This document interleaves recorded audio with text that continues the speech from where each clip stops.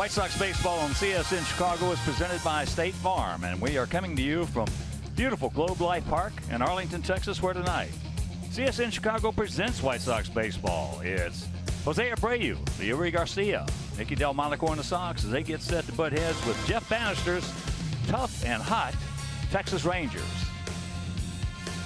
Hi, everybody, and welcome. With Steve Stone, I'm Ken Harrelson as we get set to bring you the first of this four-game set. As you know, the Sox getting in at 5:30 this morning from L.A., where they lost a toughie last night. In fact, they lost both games out there, but that one last night was just tough. But the Rangers, well, they just swept Detroit, and they are playing some good baseball. They're starting to hit the baseball. Now, they could always hit it out of the ballpark. Now they're starting to manufacture some runs. But a couple of guys in the middle of this lineup are really getting it done. Elvis Andrus has got career numbers in just about everything. He's doubled his career home runs. He's got 16. He's driven in 64. And Andrus is having probably the best year of his career. And Joey Gallo, who is known as a guy who can hit the ball out of the ballpark, he's hit 35 this year. He's driven in 65. And despite a batting average in the low twos, he's actually becoming a better hitter and driving in some runs when he doesn't hit the ball out of the ballpark. So the last three, you see Joey Gallo has been red hot, 3 home runs his last 3 games. Elvis Andrus, who's a table setter and a base stealer, well, he's 5 for 11 in the last 3. This team is starting to get it done, and pretty scary to come to this ballpark when the Rangers are red hot. Well, we have a young man out there tonight. It's going to be very exciting to watch for you and for us, Lopez. Last time out, Ronaldo Lopez was absolutely brilliant, and Tyson Ross is going to be his mound opponent. So it's a battle of right-handers. And Ronaldo, in his first start this year in the major leagues, was brilliant. He had a good changeup. His slider was outstanding, and he got his fastball up there, 98, 99 miles an hour. Couldn't very well ask for much more out of him. And that was his start against KC. 6 innings with 4 hits and just 2 runs. Tyson Ross on the other side of the equation threw it okay last time out. He's a slider baller. If he doesn't get the slider over the plate, he's going to get hurt. And we'll check and see how it plays out tonight. All right, first of a 4-game set, so sit back, relax, and strap it down. White Sox baseball coming your way.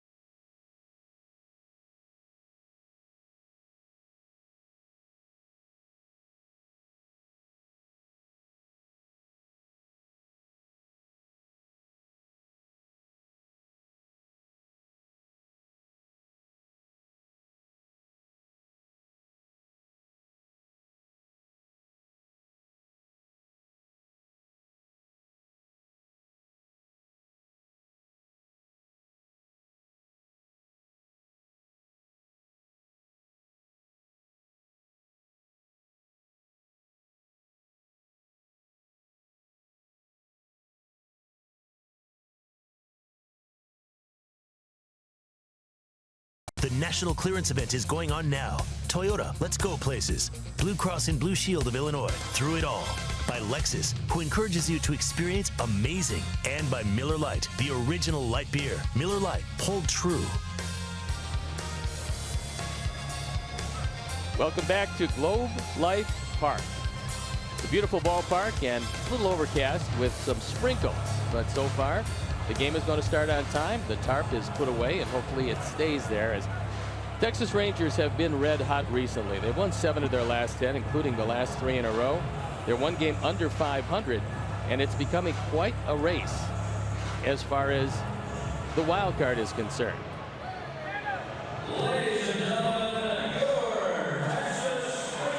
We're going to take a look at the Sox doing something that's never been done by a Chicago White Sox team, and that's leadoff homers in 2 consecutive games. And it starts with Tim Anderson.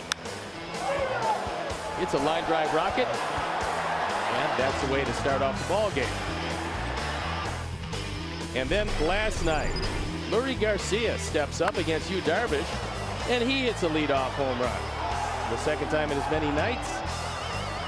So there's something that the Sox have never seen.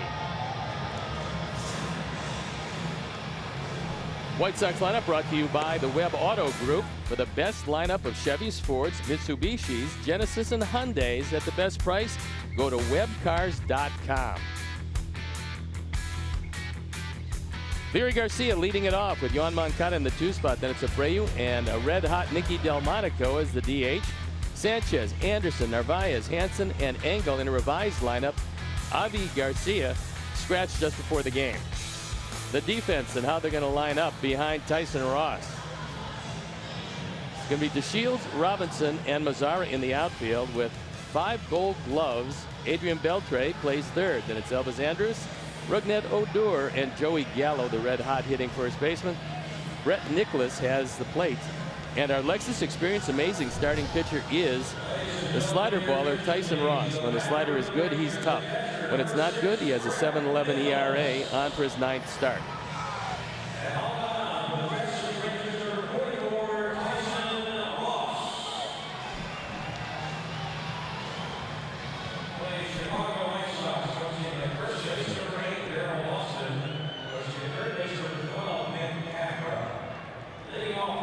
Umpires of the game tonight, the crew chief Mark Wegner has the plate. Then it's Little, Timmons, and Hoy, first to third. So we're ready to play baseball. I'm ready to turn it over to my play-by-play partner, Ken Harrelson. All right, Stoney, thank you. And once again, good evening, everyone, and welcome to White Sox baseball right here on CSN Chicago. First of a 4-game set against these hot Texas Rangers. And before we show you our picks to click, you at home select yours, as there's first pitch outside and high to Leury. Leury comes in hitting at 289, 8 homers and 30 driven in. There's a chopper to Hopper. Odor has him. 1. So right now, let's do the picks.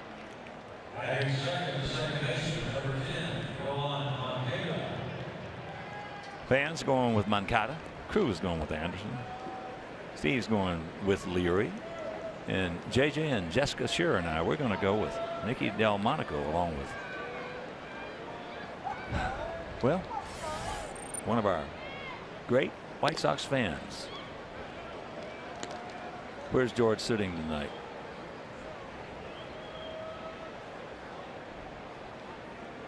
I can't find him yet. So here is Moncada. 185.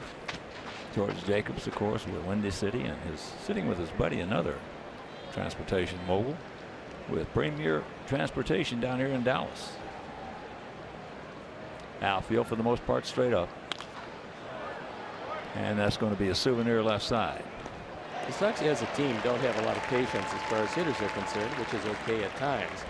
But against Ross, it's good to be selective. He had 25 walks in 38 innings coming into this outing, so he's had all kinds of problems with location.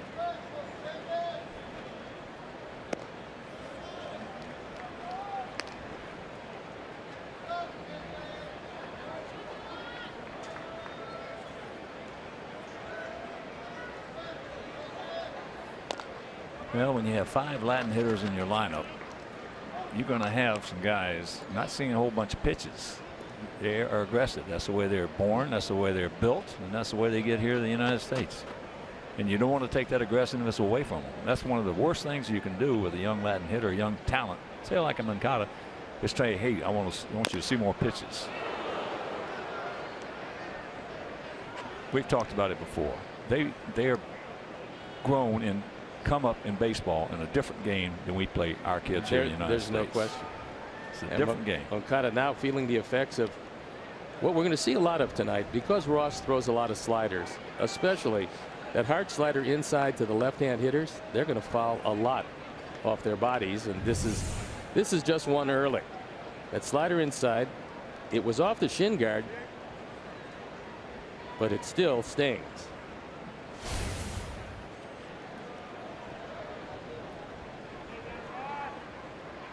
Well, more than that, it hurts like you know what.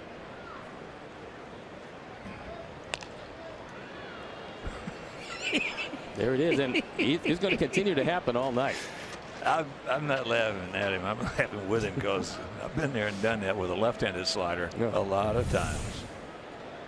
Watch again. It's another slider and another part of his anatomy.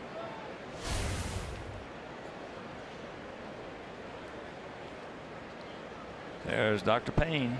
Yeah, Hermie's not coming into play this soon, and hopefully he stays out of there tonight. That ball hit hard. Stay fair. Stay in the air. It will. You can. Put it on the board. Yes.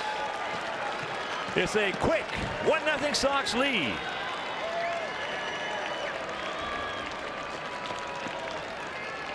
Third home run, 10th driven in. And after a couple of foul balls off his legs, he got one out in front of the plate. It is another slider, a Ford home run replay. Sliders that don't slide get out of here in a hurry. And there was an example of one. So here's Abreu. Jose at 293, 22, and 72.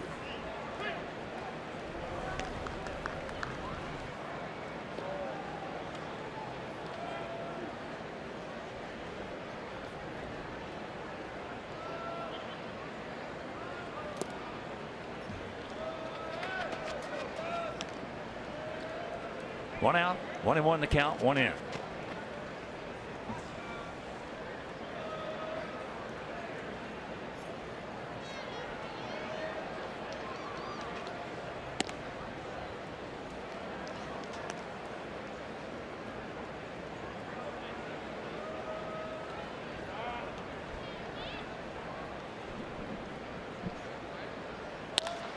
There's a chopper to Hopper to the wrong man.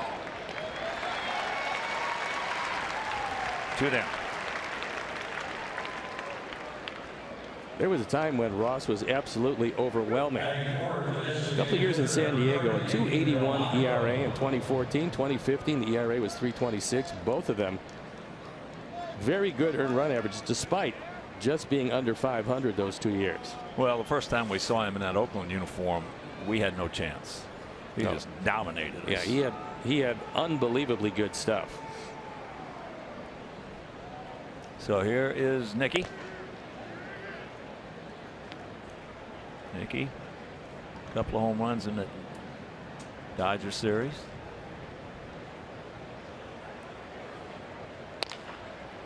Another ground ball.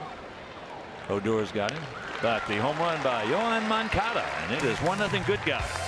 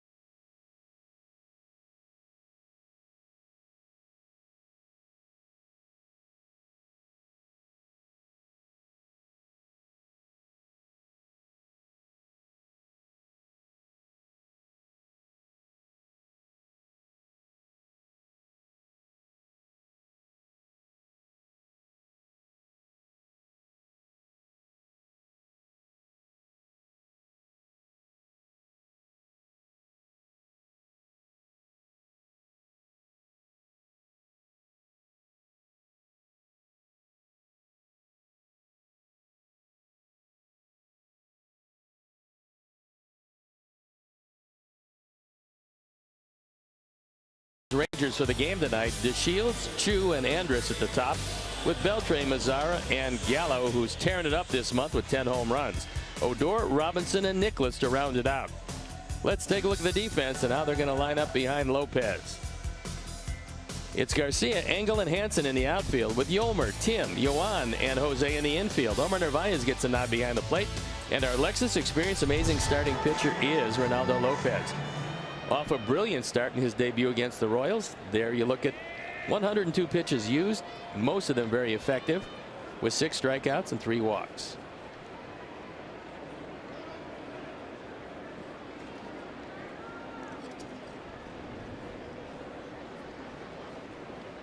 So here's Delano. DeShields at 282, 3 homers, 15 driven in. Rangers hitting at 244 as a club. Our guys hitting at 256. Rangers 443 team ERA. Sox 472. Big gap is home runs. We have 134. They have 186.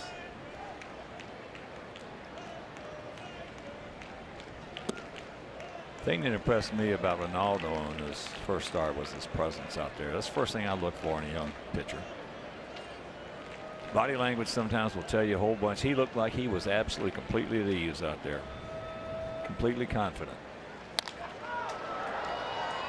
That's a can of corn. Allen's got it. 1 out. DeShields a good man to keep off base. He's one of their premier base stealers.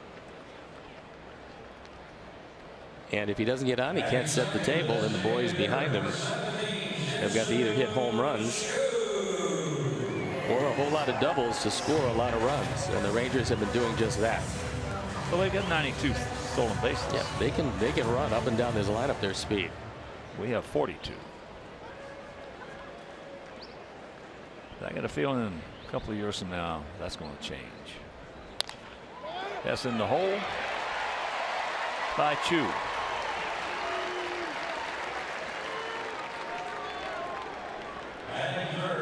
And a reminder, Elvis Night is Friday, August 25th at Guaranteed Rate Field, and you can join us in remembering the king of rock and roll as the Sox take on the Detroit Tigers at 7:10. Stay tuned for a post-game fireworks show presented by Old Dominion Freight Line. So visit WhiteSox.com to get your tickets.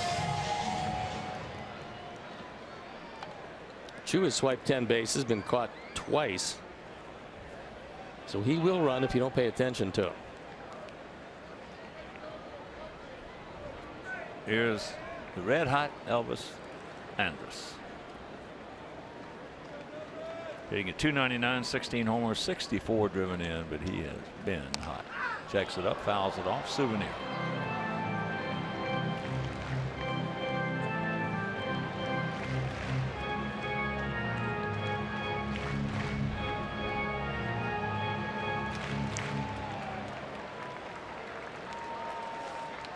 Jeff Bannister looking out at the man who has flown by his career numbers. 8 home runs was his high heading into this year, and that was last year.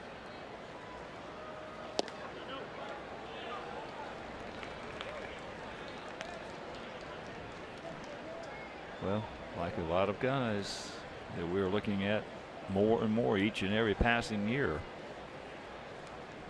Got a ton of talent.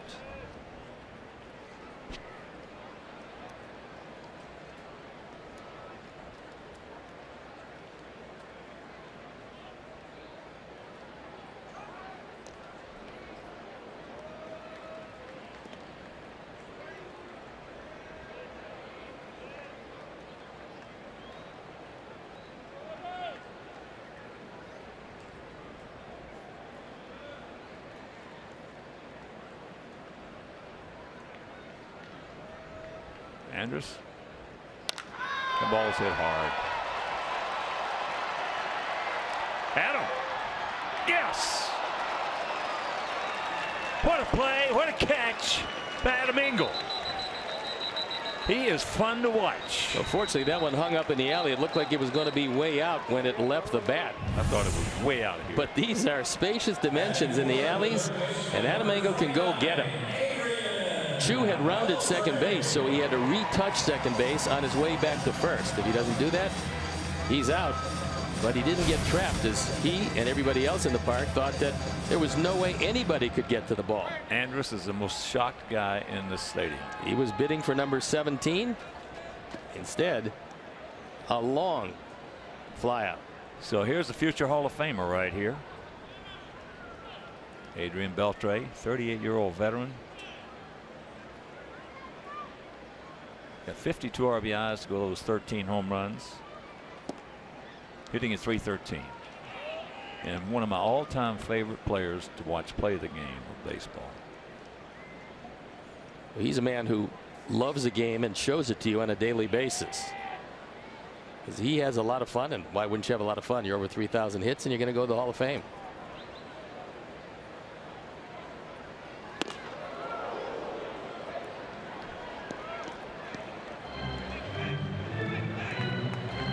Fastball at 95.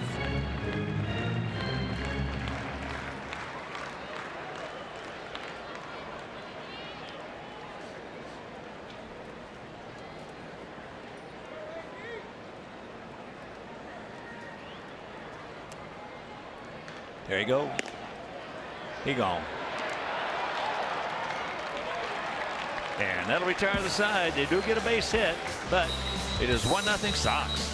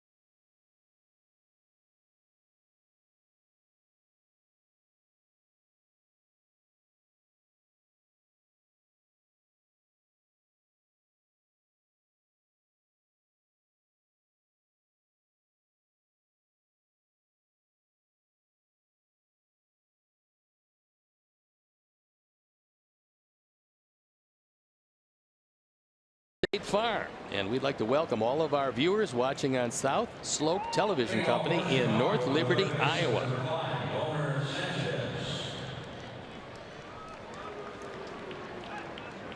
Well, 1-0 Sox here in the second inning, and of course with that home run by Moncada last inning, the Alex Nellius family, a beautiful donation to White Sox charities in loving memory of Ursula.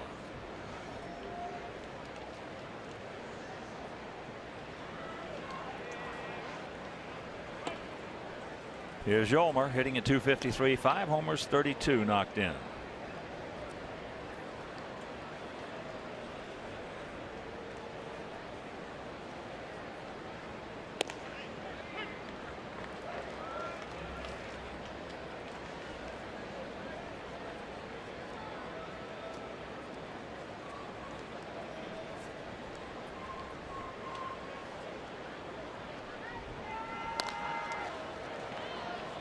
Odor's got him. And a reminder, you can commemorate the Hall of Fame career of White Sox outfielder The Rock, Tim Raines, by purchasing a limited edition dual bobblehead. Now, this unique keepsake includes action shots of Tim as a White Sox and Expos player. Rock bobbleheads are just $40 each and available while supplies last. So visit whitesox.com/rockbobble.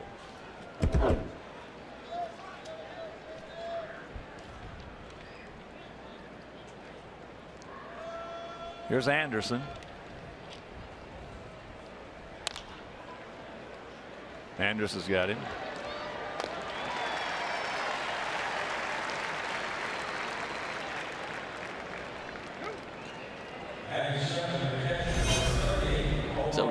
look at what my partner did for the last couple of days, commemorating that 1967 World Series team.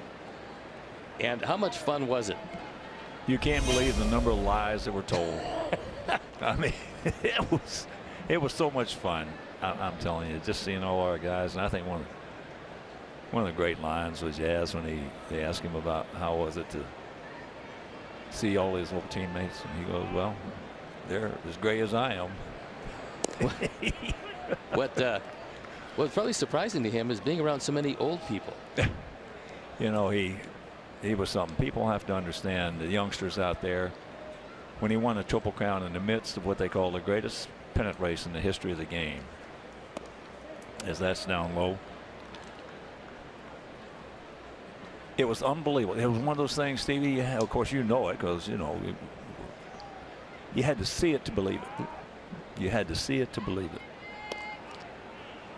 And the best line overall of that thing was when they did that documentary, MLB, and Bruce Kornblatt, who was a terrific producer, they were at our home in Indiana for about 3 hours. And after it was over, they were breaking down the cameras and lights. He says, "Hawkins, I gotta ask you a question." I said, "What's that, Bruce?" He said, "You know, you were just sitting there talking for 3 hours about how great Yaz was and the clutch hitting and everything." He said, "You hit behind him. Why did they pitch to him?" That's still a good question. I started laughing. I said, "Bruce," as he walks over, I said, "That's the first time anybody has ever asked me that question." And believe me, I was on that on-deck circle many times when I'm saying, "Okay, Hawk, let's get ready," because they're going to go around him, and bam, there's a double. Bam, there's a home run. They kept pitching to him.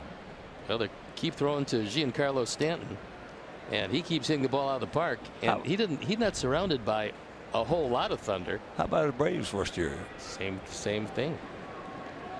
It just goes to show you that, you know, sometimes the thinking is not real good.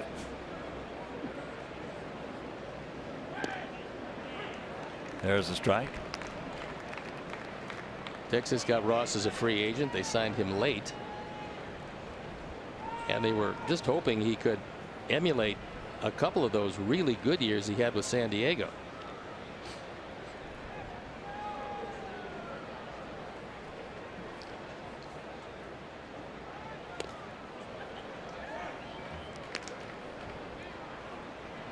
Allen, a couple homers, 7 knocked in. There you see the career numbers. The ERA very respectable at 3.82. However, 20 games under 500. That's more a product of where he pitched as opposed to how he pitched. Hit sharply, but that'll retire the side. We go to the bottom of the second. Is 1-0 good guy.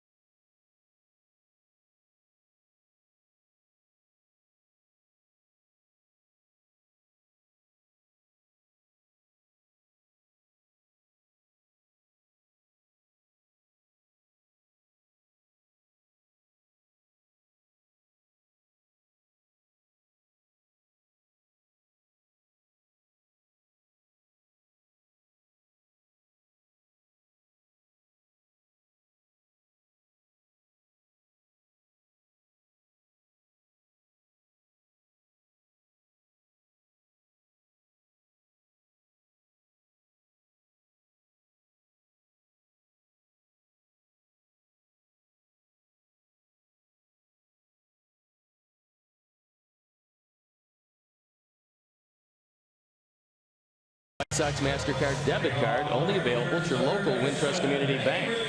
Go to wintrust.com/Sox to learn more. Wintrust Community Bank, Member FDIC.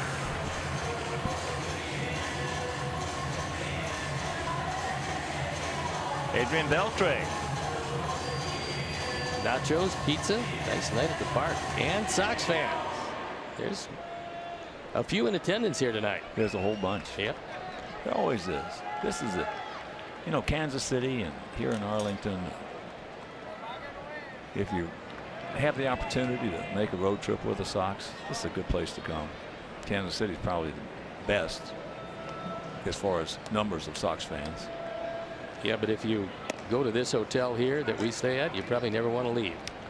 It's a good one. It's a nice one. It's the keeper of the Four Seasons. 38-year-old future Hall of Fame. But look, at this point, Mark Wegner's not going to call low strikes, and he hasn't called it for Ronaldo last inning or starting out this inning. High pop up. Omar coming back to no avail. It's just a great park to hit because regardless of the way the flags blow, it blows out to right center. So the major league career of Adrian Beltre, you can see a .286 lifetime average with 458 home runs. The rest of his numbers spectacular. 5 Gold Gloves, 4 All-Star selections. That is a Hall of Fame career.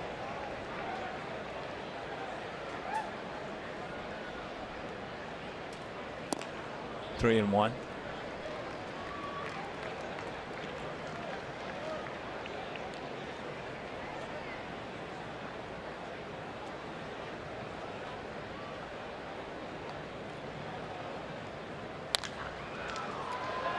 High pop up right side. We got the good man there. Very good on pop ups. And has become very good all around at first base after a tough start. And a reminder, our 2017 White Sox are presented by Guaranteed Rate. Team up with your hometown lender for low mortgage rates in a fast, easy process. So get started now at rate.com.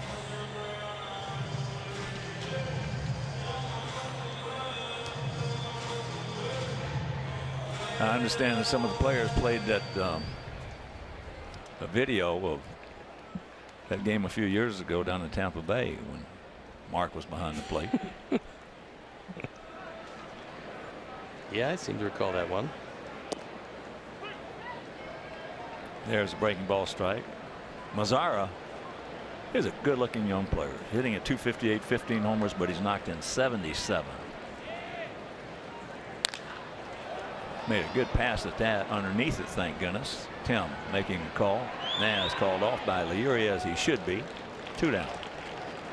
Good communication because Tim's going to go out and try to get everything he can. That's just what he always does. And then it's up to whoever's playing the outfield to just call him off, as Leary did. And he made the catch.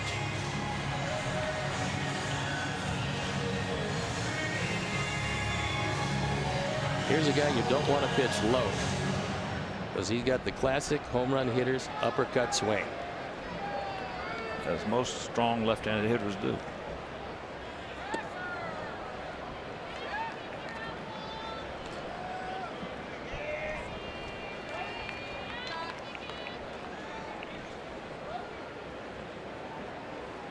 I'll never forget that Angel Club in years past. They had 3 of the best left-handed hitting high fastball hitters on one team I've ever seen. Darren Erstad was one of them. Garrett Anderson.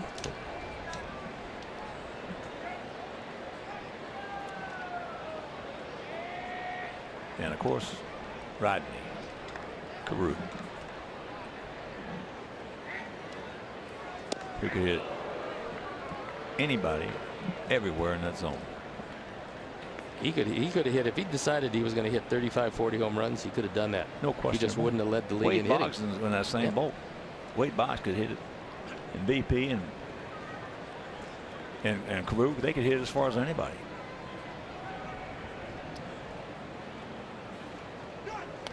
I've never understood that mentality. They just didn't want to hit home runs. And I played with a guy like that. Dick Green could hit it. He was an upper deck guy. And he wouldn't even try to hit the ball out of the ballpark in batting practice. Well, here's another upper deck guy, and you can see the direction of the home runs. He will take him to left center on occasion, but he is a pull hitter. He's just a baby yet. Is he 23 years old? Yeah, he's got still a tremendous upside. Oh, high pockets.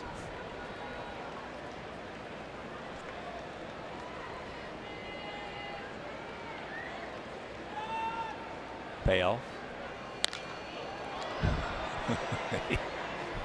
Put a pretty good pass on that one.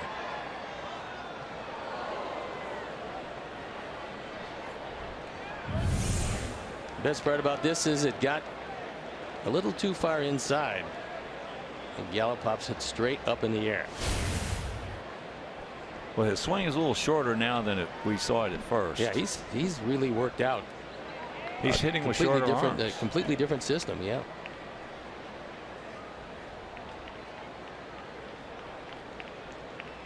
That extension killed you. Oh yeah, pull the string on him. He gone. And it's still 1-0 good guys.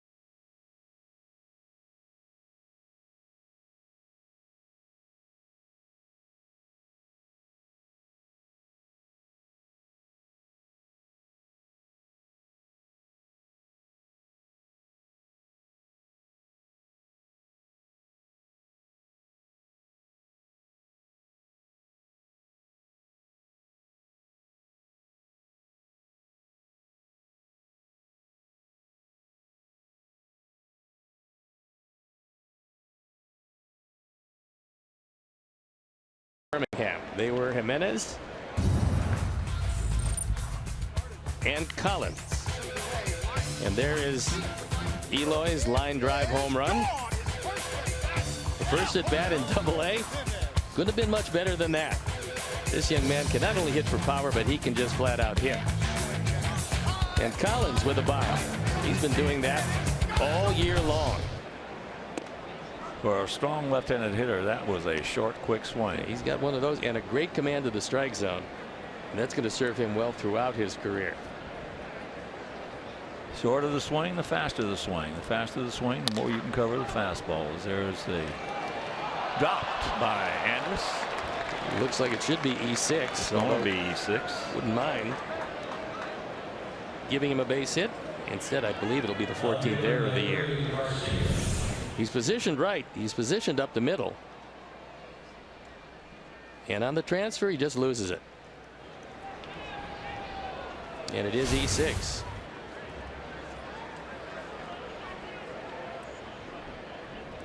So here's Leury, grounded out to Odor.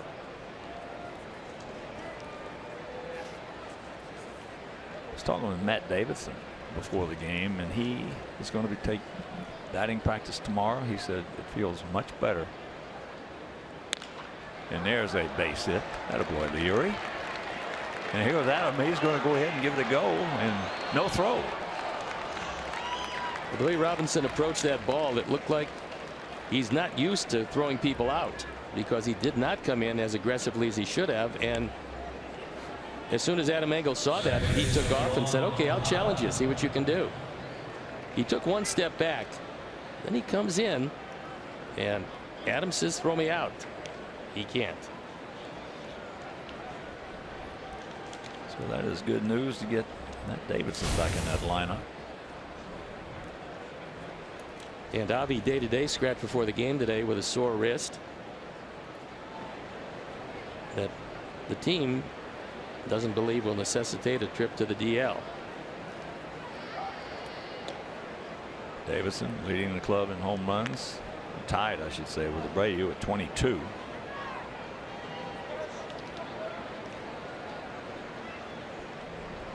Yeah, those wrist injuries, unless you've had one, been hit there, you just don't understand how that thing will linger and linger and linger.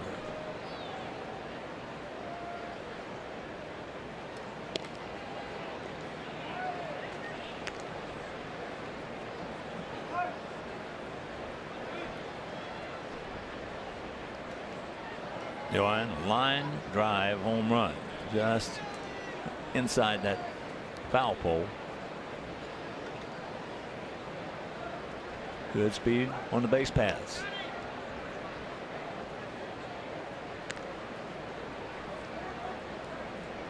Gallo's a third baseman by trade. He got a very strong arm. It's going to come in handy at first. He's got good hands, but occasionally, because he hasn't played a whole lot of first base, he winds up out of position.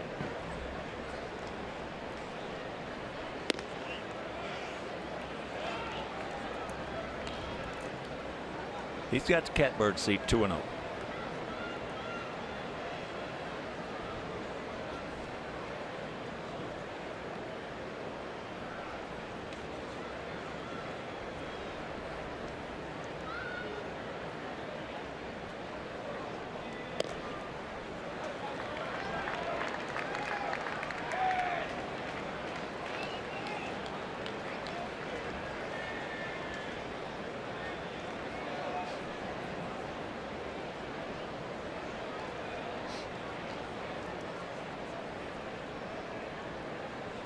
The 3-0. And that'll load him up with nobody out. That's one of the impressive things about this young man. He'll take his walks. Yeah, he's got a good eye. He's got good command of strike zone. And Jeff Bannister, knowing that his team is right in the thick of the wild card race, although they have to cross over a few teams, but they believe they can still get there despite trading Hugh Darvish to the Dodgers. And career with the bases loaded for Jose. He's been a prolific run producer. He grounded out to Beltre. And there's a base hit. So that's going to score a pair. And it's a 3-0 Sox lead.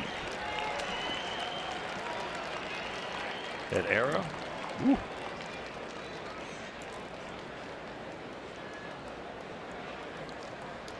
.74 now driven in by Jose, and his relentless pursuit of 25 or 30 and 100 driven in.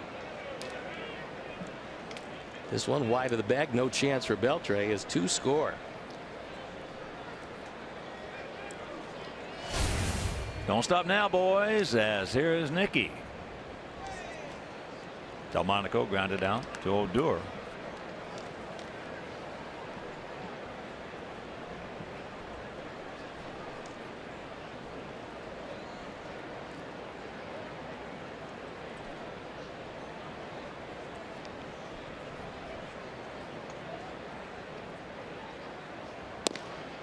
Tags it up and takes ball 1.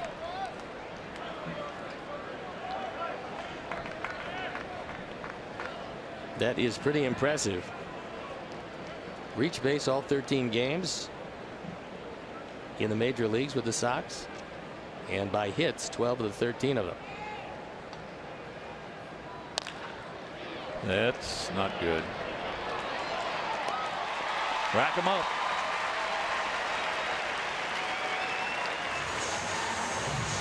So 2 down. Moncada at third.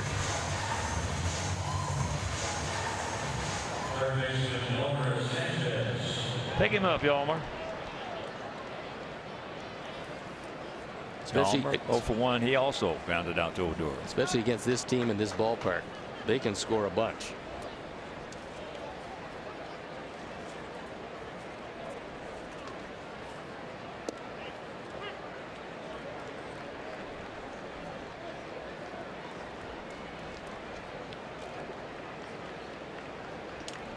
Yeah, when you come in with 186 home runs and you're not even in September, you're getting it done. Yeah. Line shot. Souvenir.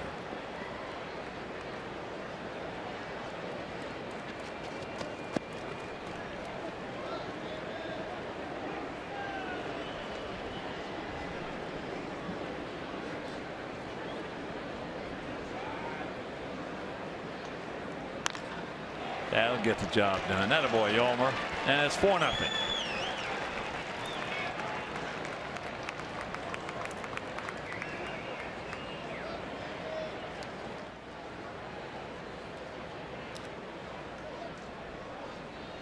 This one upstairs, and Yolmer thinking it was too close to take. It looked like another slider. Ross throws probably more sliders in the zone than just about anybody in baseball. Almost 37% of his in-zone pitches are sliders. League average is 20%. But tonight he does not have a good slider.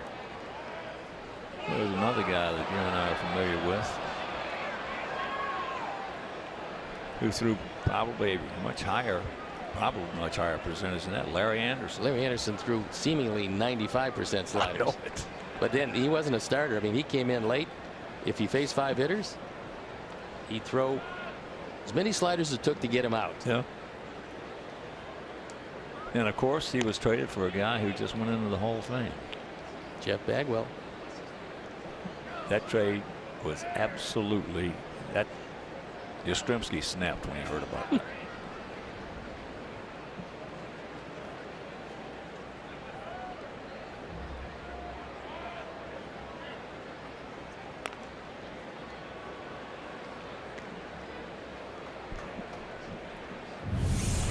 Yolmer was thinking that Ross wasn't going to pay attention to him. So then he starts to go. And fortunately, Ross did look at second base. Turn the wrong way. He let Yolmer get back in.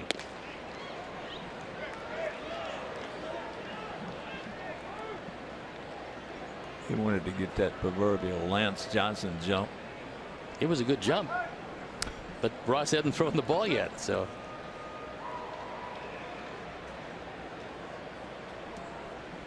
Tim grounded out to his counterpart, Andrus.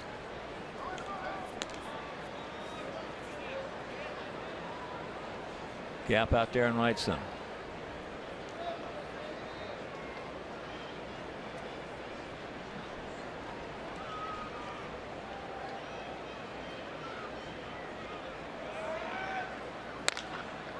The ball hit high and foul.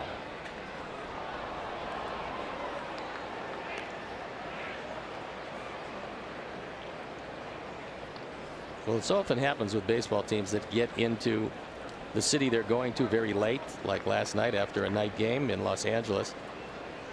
Team got here, probably got settled to hotel around 5:30. Not going to affect them tonight.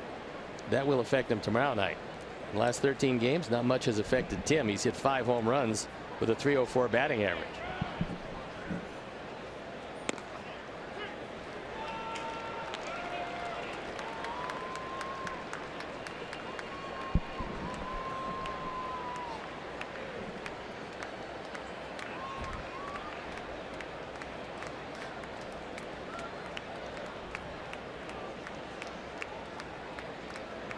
There he goes. He gone. But a crooked number goes up on that board, a 3 spot, and we lead it 4-0.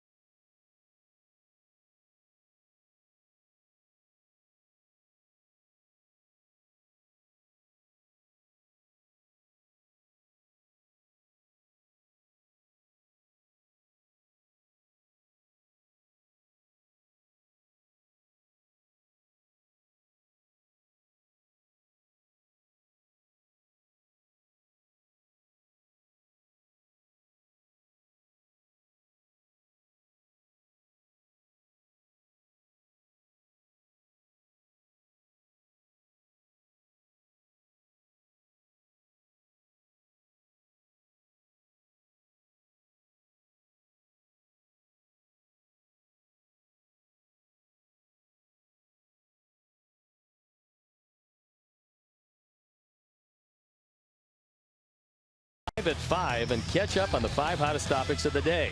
Plus, get a shout out from the host by commenting with your opinions during the live stream. It's the 5 at 5 every weekday on Facebook Live.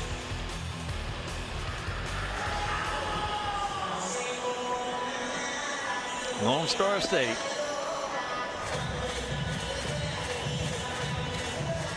And it'll be the bottom third of the order. Odor, Robinson, and Nicholas. Catcher. Brett Nicholas. A lot of people here in Texas believe that Odor is so consumed with his pursuit of 30 home runs that he's trying to hit just about everything out of the park. That's how you wind up at 220, because he's been a quality hitter and a very powerful hitter. Oh yeah, he's going to hit 30. Stages as they get the shift on for him. Stages that a young player has to go through. Regardless, he just signed a big contract too. Yes, he did. What did he get? $50 million for 5. And there's also a lot of people believe that because it affects everybody differently, maybe he's pressing, trying to substantiate that deal. You never know. You never know what's inside a guy's head, but he's just a tremendous talent. And I think it was a tremendous sign for Texas. He's going to be a good player for a while. Yeah. And the thing with him is, you know, everybody remembers Odor and that incident out at second base where he decided to punch Bautista in the face. And he is a very fiery player. However, the oddity is off the field, he's the quietest, nicest guy around. Completely different, has a completely different personality away from the field as he does when he plays. There's a bullet. Semi-bullet. Anyway, the leadoff single. Well, that's the way a lot of guys. Al Kaline was like that. When he put that jock strike on, he literally became a tiger. Well, when he took it off, he was the mildest mannered gentleman you ever want to see. That's exactly the MO for the man you're looking at. Odor is a quality player. And he's been very good down here, and apparently he's going to be here for a while. We had a shortstop a long time ago named Scotty Fletcher was the same way. So here is Drew Robinson at 194, 3 homers he's driven in 6.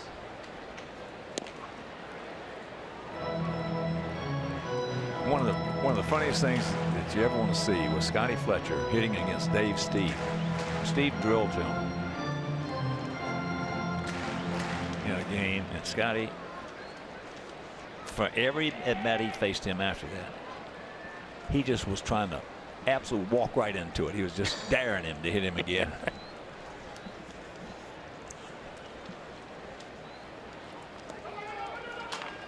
Dave Steve, there's a blast from the past, one of the great sliders in the history of the game for a couple of years.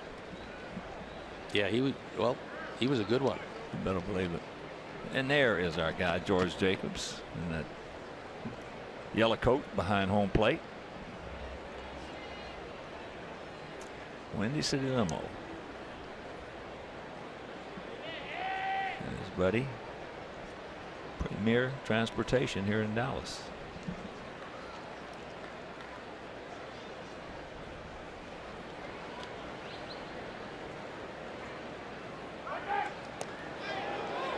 Just did get back in. Spun his wheels. Quick move by Ronaldo. It's a good idea as Odor was going. And the tag had to be on the back leg, but the hand was in. And Will Little, and justifiably so, called him safe.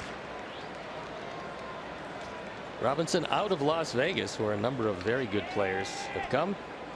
He's always known for his defense. And it's a challenge with the bat.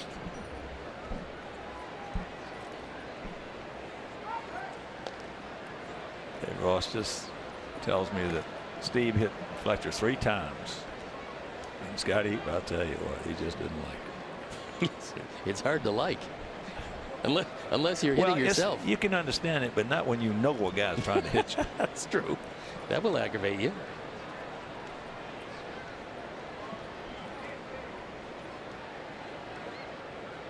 There he goes.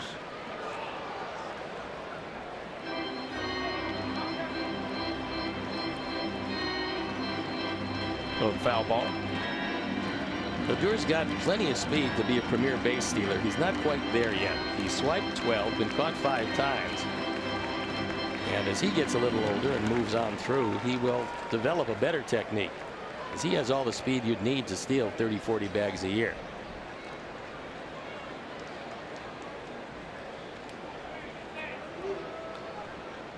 Now, getting one-way lead, and the only thing you're thinking about is getting back to first, is not the way it's done. Not the way it's done. Most, not all, but most of the premier base stealers don't do it with huge leads. Well, they do it with technique. You can't do it. No, you can't do it. Yeah. I don't care how fast you are. AL highs, you see the Angels #1 and the Rangers, the speedy Rangers, #2.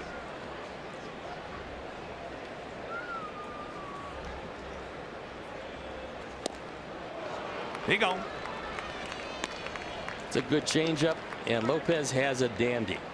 When you can throw it in the upper 90s and throw that changeup at 84, 85 miles an hour, you're doing a pretty good job of it. Plus, the late sink helps. You get some of that late sink, you get guys swinging at your motion. Even if they see the baseball, it just disappears before it gets there. So here's the catcher, Brett Nicholas, hitting at .222, a homer. He's driven in 3.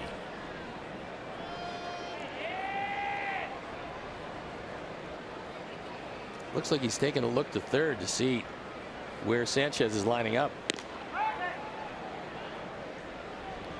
If they're going to shift on you as drastically as they're shifting, especially if you're a catcher, you can lay one down. It's going to be a hit.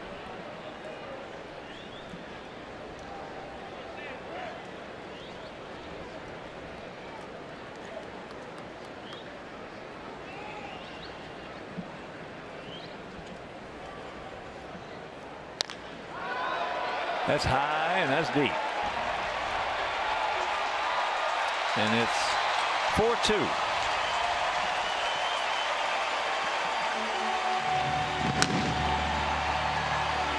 This home run #2 for Nicholas. He's now driven in 5. He's their backup, and a very competent backup. So we'll take a look at our forward home run replay. There's a good chance that was a straight change, and Nicholas just took it out. A lot of guys are going to hit that pitch out. Yep. Well, he's got some pop. He had 21 home runs in the minor leagues one year for us at Frisco.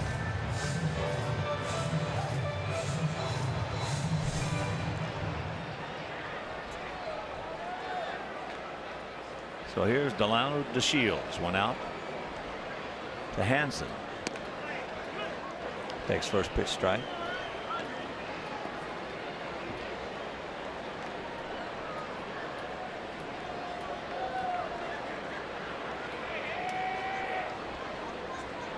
Some of you might remember Delano's dad, who was a middle infielder who came up with the Dodgers.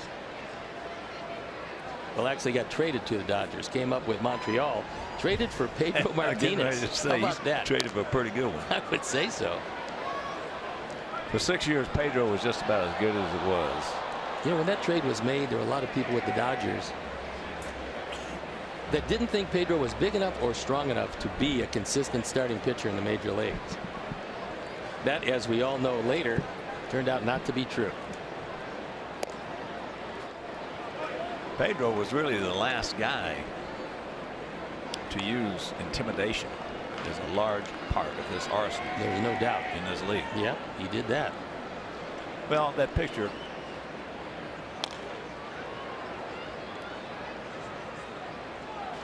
Drysdale, for years, intimidated.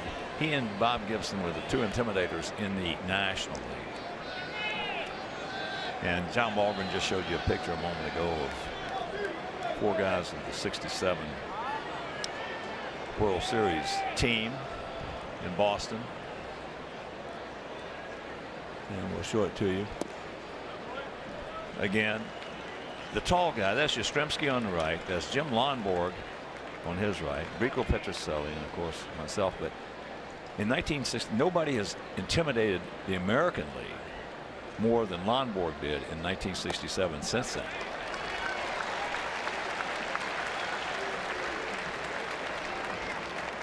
So a walk to the Shields. And now they do open it up for a guy who will run and run consistently. 20 for 25.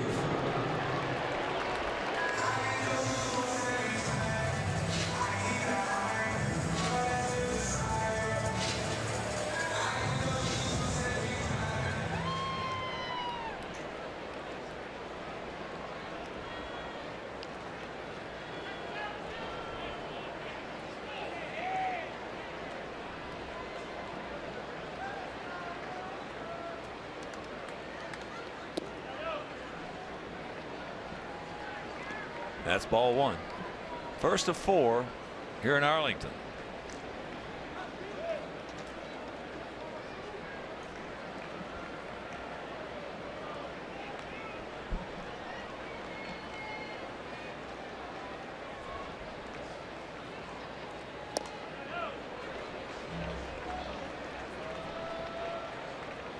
Now Omar almost had a little chit chat with him.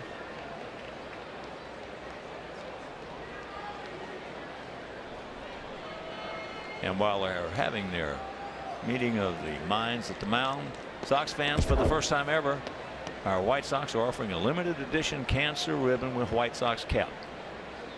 A portion of every cap sold will aid White Sox charities and Rush University Medical Center in supporting cancer research. Caps are available in the park, also at the Chicago Sports Depot, and online for a limited time. Visit chicagosportsdepot.com.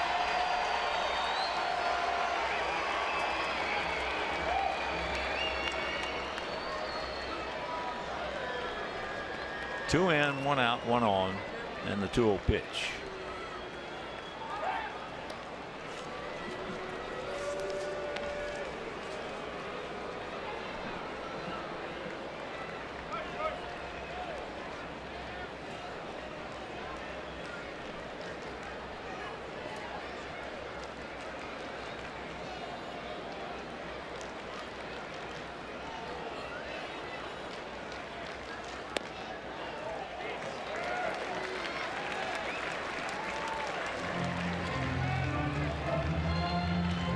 Chu has grounded into 14 double plays. So if you can get him to hit the ball on the ground, it's very doable.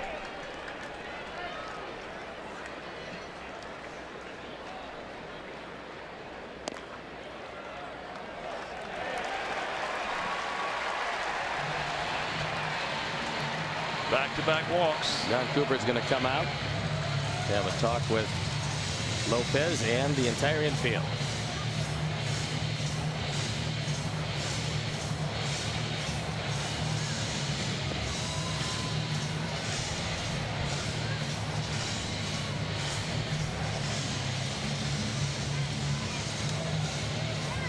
Out of that magical city down in the Dominican Republic. San Pedro de Macorís. Yep. Used to be known as the cradle of shortstops. Last 15-20 years, they've also developed a whole lot of young pitching.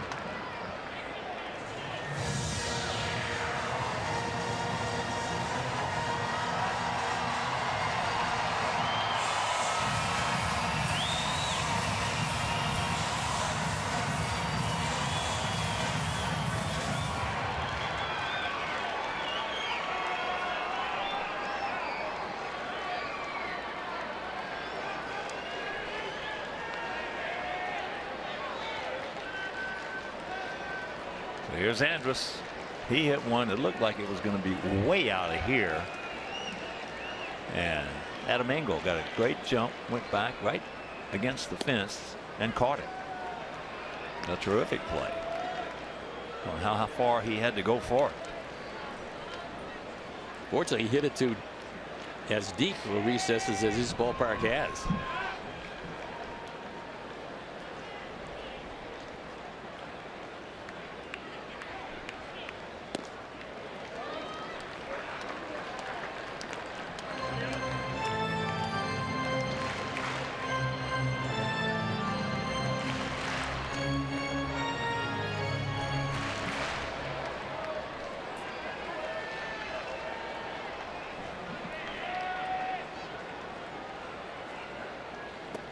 Oh, yeah. That was good location for that straight change. He had Andrus well out in front. Well, actually, he's only made one bad pitch with it. Yep. And went for a 2-run homer. Good location. And Omar almost got caught on the recoil of Andrus's bat.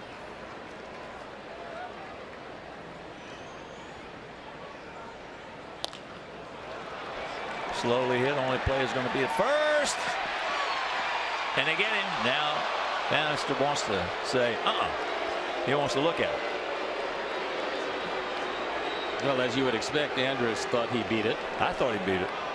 And Jeff Bannister is consulting with whoever is making the call. Anderson does a nice job of getting rid of the ball as quickly as he can. He's out. He's out. He looked like he was out by the smallest of short steps. Yep. So now Jeff says, let's play. Good play by Anderson. Well, he knew a couple of things. He knew that Andrus really runs, and he knew that he had to come charge it aggressively and throw as quickly as he could, and everything came together, and they caught him by the smallest of margins. But here's the one man you don't want up in this situation with ducks on the pond and 2 out.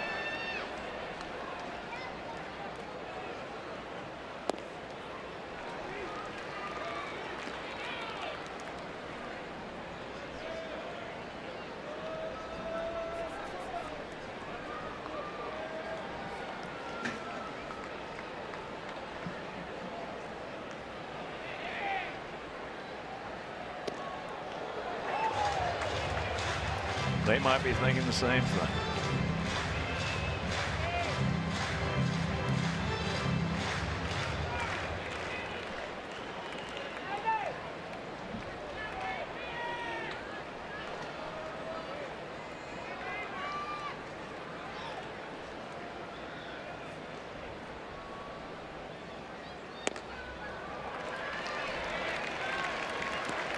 Well, their #1 run producer is in the on-deck circle, and that's Nomar Mazara. Yeah, he got 77 of them. Not having a good year as far as the batting average is concerned, but they pay him to drive in runs.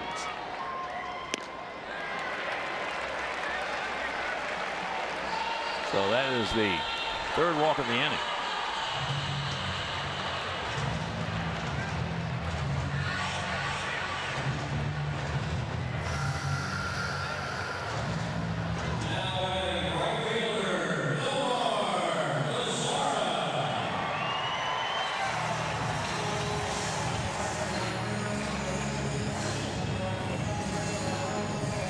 And what Don Cooper is motioning to Narvaez about is, if he wants to stay in a stretch, that's fine. If he wants to warm up, that's also fine. You tell him it's his preference, and that's exactly why Omar went out there to talk with him.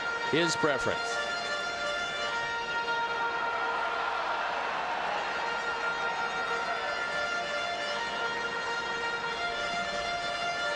Sox packed with bad guys.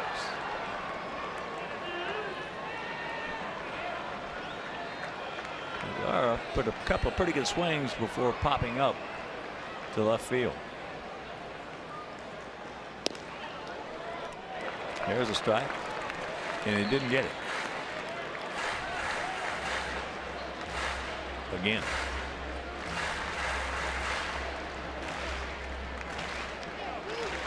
Somebody over in that dugout's letting him know about it as well.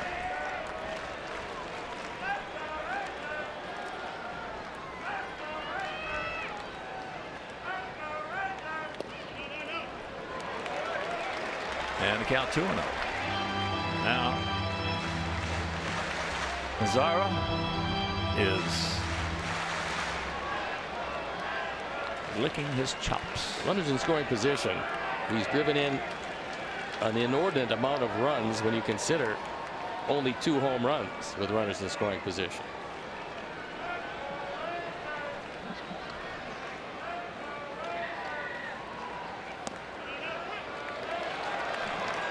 A really good pitch because he went to a straight change in a fastball count. You can bet Mazzara was up there squeezing the sawdust out of the bat, looking for that fastball middle in. Instead, he got a changeup on the outside corner, and you're not going to swing at that anyway when you're ahead of the count. It's not the pitch you want to hit.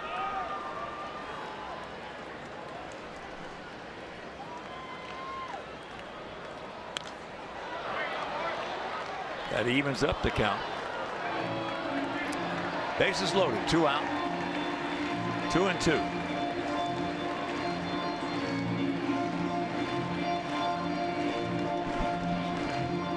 Joey Gallo, the hottest of all their home run hitters, one of the hottest home run hitters in all of baseball, waiting in the on deck circle. 35 of them. See what they're going to do. They want the fastball up. And that's a souvenir left side. That was an easy thing to do. He went up and out of the strike zone to foul one off. Mazzara's got a chance to really be a monster. Yeah. Well, he's going to perennially be 110, 115 runs batted in, especially in this lineup where he comes to bat with runners in scoring position a lot. That's right. You can't drive them in unless they're on.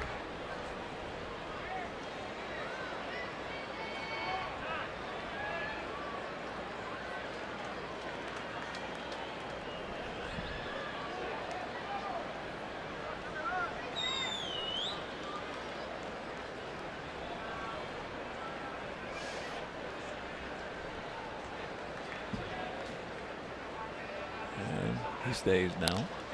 And there's a base hit. Here's the throw, cut off, and it's tied at 4. 3 walks in the inning. That's going to make you pay a price. That's 79 runs driven in for Nomar Mazzara. It looked like a straight change, and he just reached out, dumped it into center field. That's called not trying to do too much. You get a change up away, you try to pull it, it's a ground ball to the right side. You go right with it, it's 2 driven in. Well, you don't have 79 RBIs here in mid-August if you try to do too much with guys on base. That's a good job of hitting by a very young hitter and a man with extraordinary talent.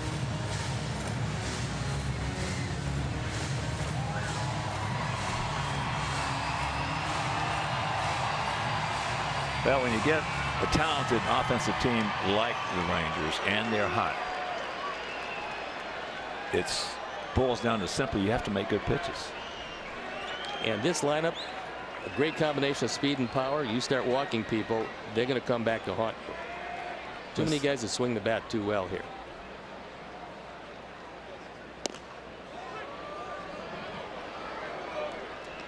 Checks it up, takes a strike.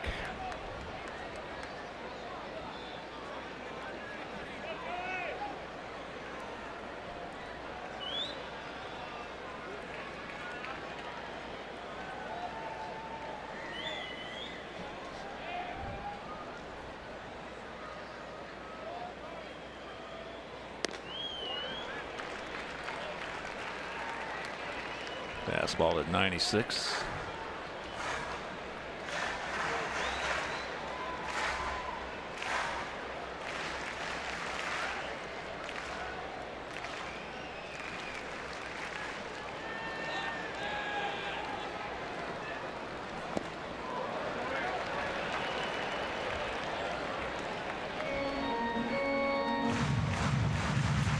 Dylan Covey loosening up in the bullpen.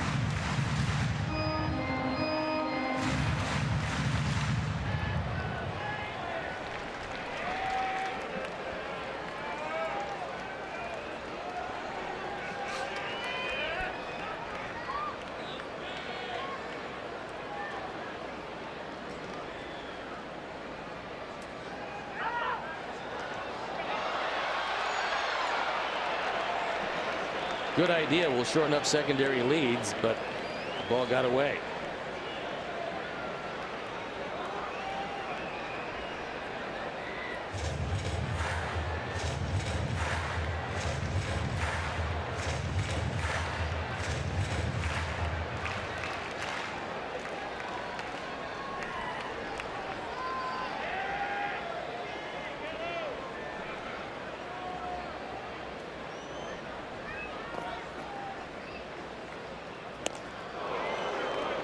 There's a good spot for it.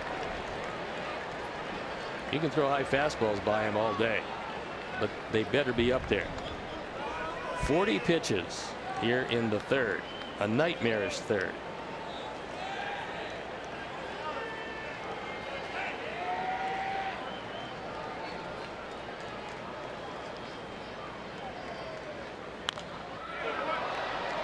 Just got a piece of it. Yeah, when he was able to fight it off. Just a touch lower than the last location.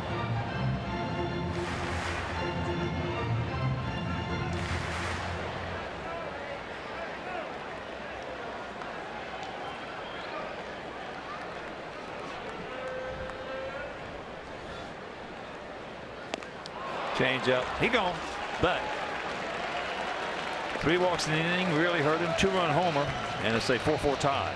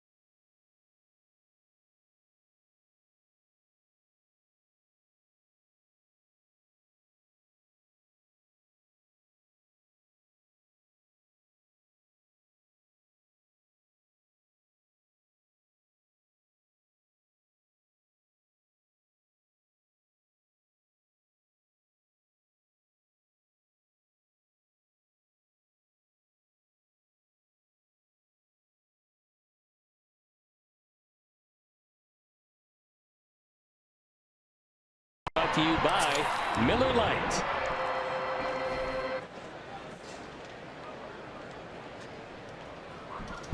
Got a new ball game. It's tied at 4. Narvaez, Hansen, and Engel.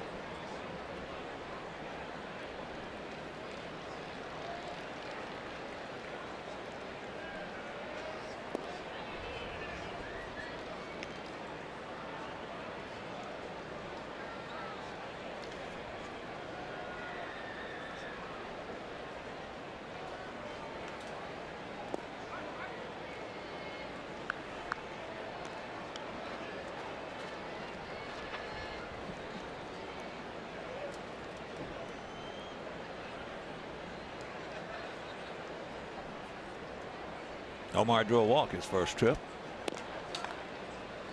And this is a guy you absolutely have to throw strikes to, because Omar has a very good feeling for the strike zone and has since he started playing this game, which is very unusual for a young player.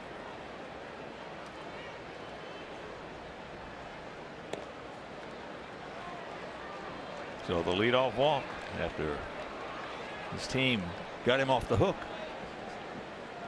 And here comes Hansen.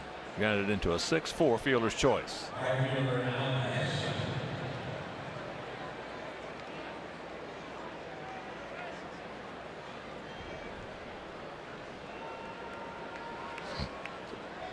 Eloy Jimenez in his second game in Double-A. Well, game's not over, but he's 3 for 3.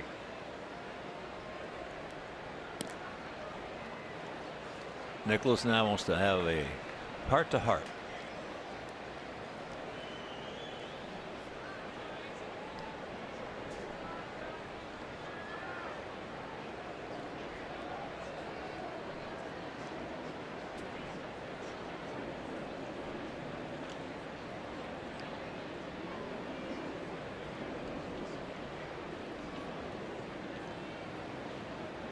So Doug Brocail is at his say. Ross this year, and it's been an injury shortened year for him, but control just has not been there. He's averaging in the neighborhood of 7 walks per 9 innings, and that normally is not going to get it done even with a high powered offense. No, you do that, you're going to lose.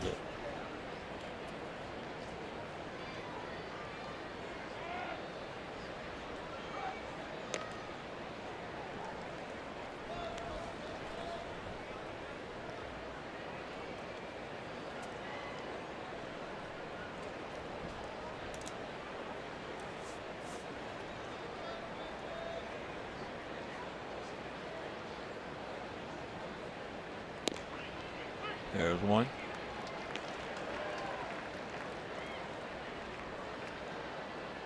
Austin Bibbins Dirks starting to loosen.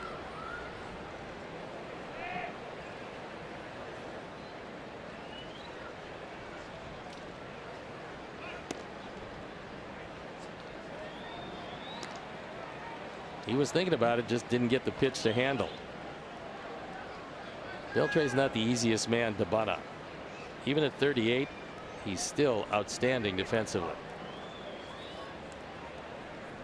Because he does have one of the most accurate, one of the strongest off-balance throw in all of baseball. And he has since he came in this league with the Los Angeles Dodgers many moons ago. Yanks that one. 2-1 to count.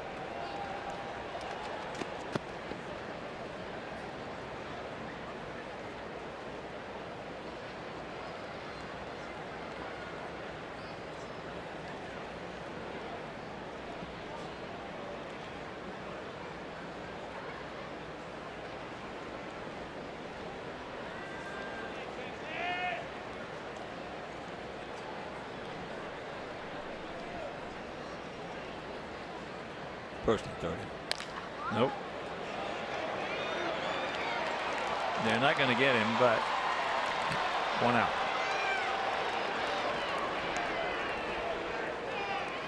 Omar made the best play you can make in that situation, because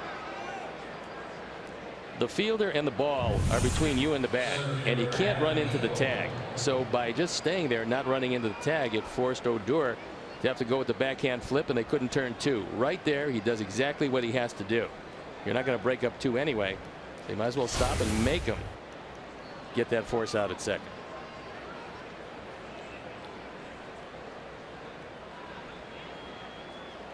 Here's Adam. He reached on an arrow that started off that 3-run third for us.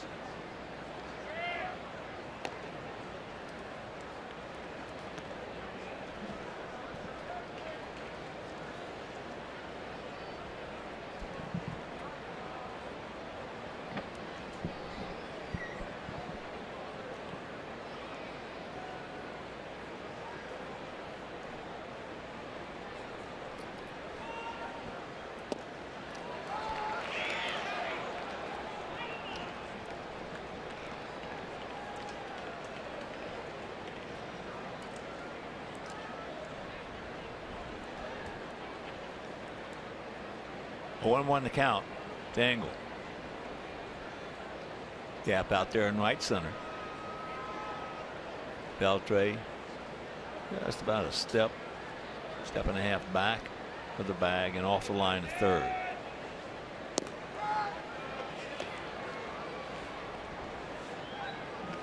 Well, Allen doing what he's supposed to do. He's got good speed. Make him throw the ball, but make sure you don't get thrown out or picked off. 3 out of 4 in stolen bases, and they're paying a lot of attention to him. I said again, Ross was paying a lot of attention to Omar at first base, despite the fact that he hasn't tried to steal all year. There he goes. No chance. That's stolen base number 4, and he got in easily.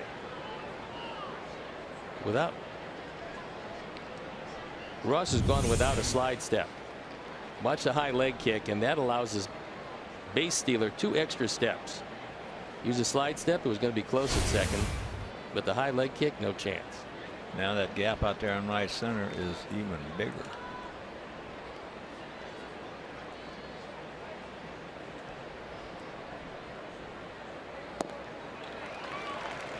Two and two.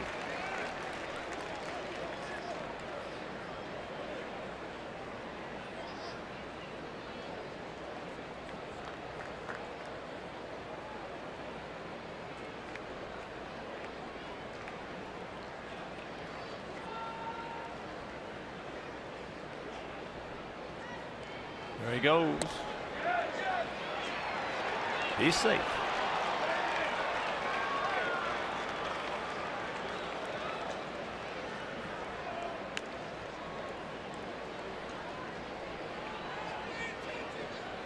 So 2 out.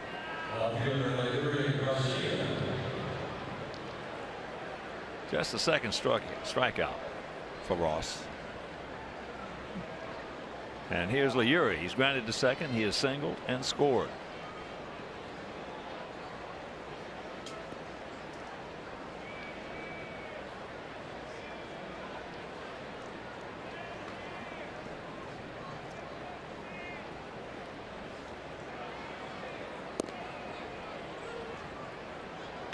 Pretty good pitch, didn't get it. And the count 1-0. But he has not called that low strike. No, he's been consistent. He's not giving you the low strike to either pitcher.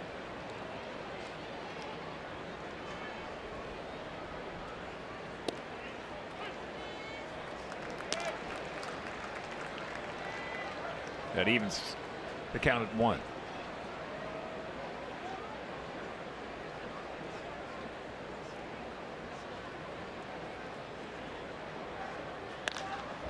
That ball hit well. Stay fair. It will. So Hansen scores, and it's a 5-4 Sox lead on the double by Leury. Leury's now driven in 31.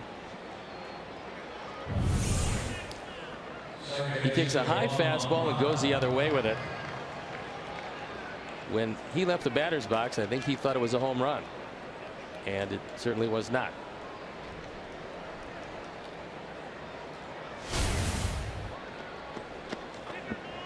He's growing. There's no question about that. Getting better and better and better. He can hit. No doubt about that. He can do it all. He's a very talented player. He can play anywhere. He's got some pop. Can fly. Got a gun.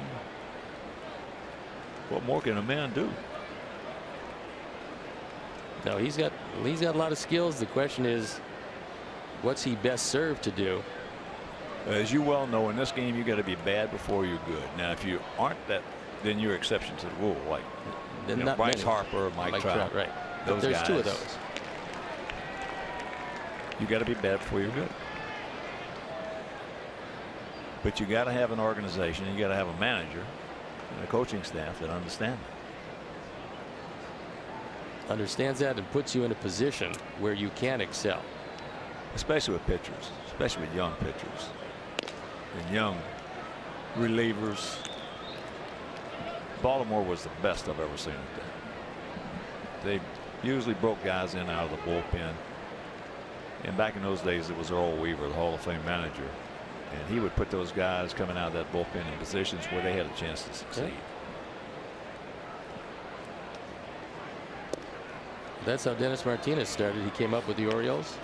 What a great. They put him in the bullpen, and he stayed in the bullpen for a bit, and then wound up winning 245 major league games, including a no-hitter. He's one of the most under the radar pitchers. Yeah, he was in the last 50 years. Wonderful pitcher. Oh yeah. I mean, that's a lot of wins. 245.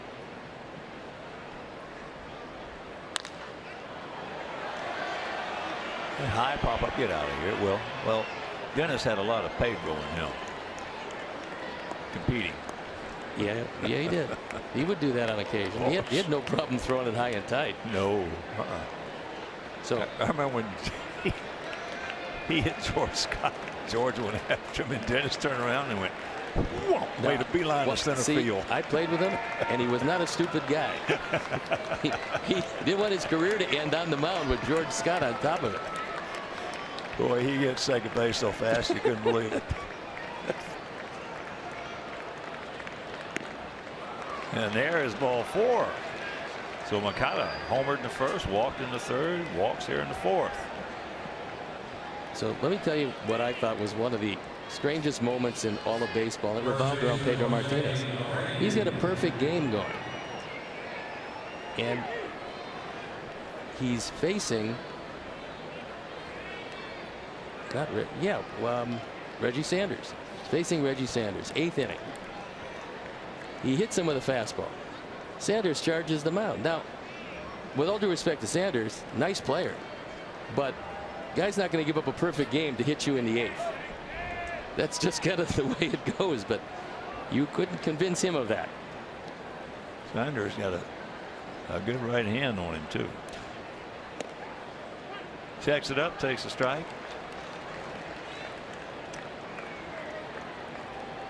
So Jose 1 for 2 with 2 RBIs.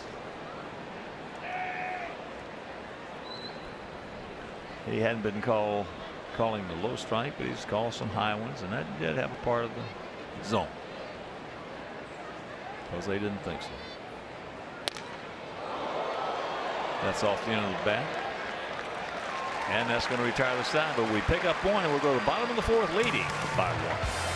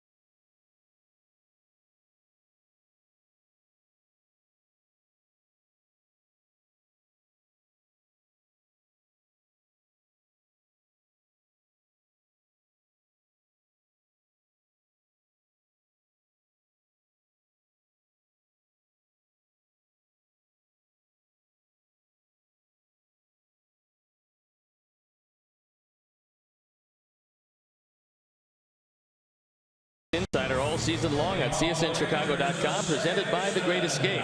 So whether it's pools, patio furniture, hot tubs, or more, escape your everyday. Shop The Great Escape.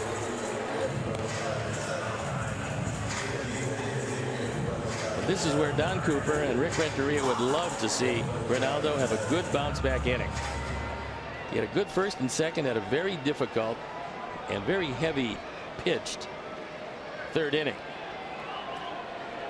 It was 42 pitches in the 3rd inning, and Don Cooper knows that this guy's got the stuff to be a quality major league starter, but he still is very young.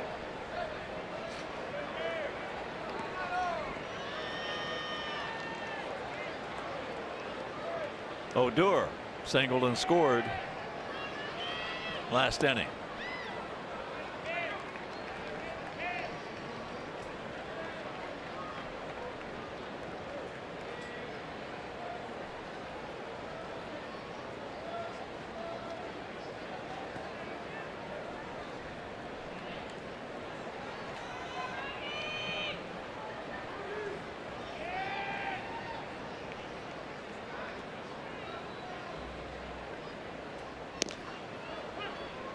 There's a strike.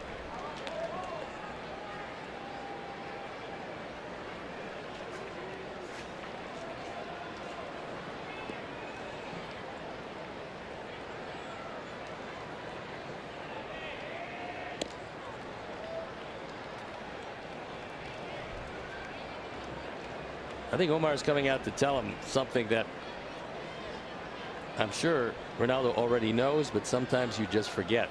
That is staying closed. A hitter pretty much has to do the same thing. If a hitter flies open with his lead shoulder, then he's got no chance of plate coverage. When a pitcher flies open with his lead shoulder, a right-hand pitcher is going to leave it high and away to a left-hand hitter.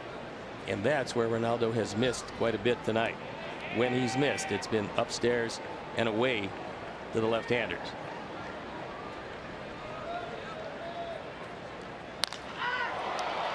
It was high in the center field. He just missed it.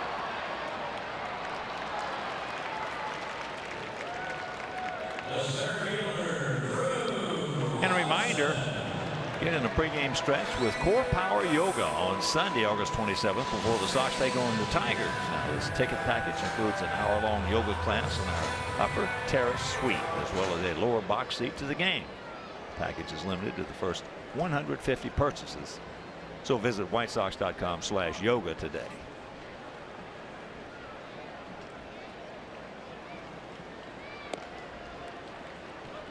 He still has not given me any indication that he's tentative out there.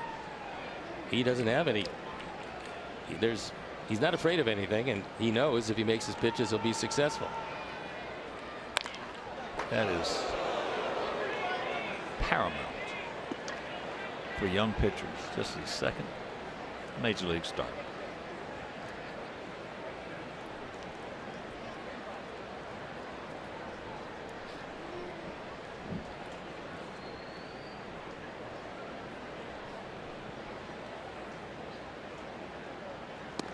Second White Sox start, I should say. That was a really good straight change, one of the best he's thrown.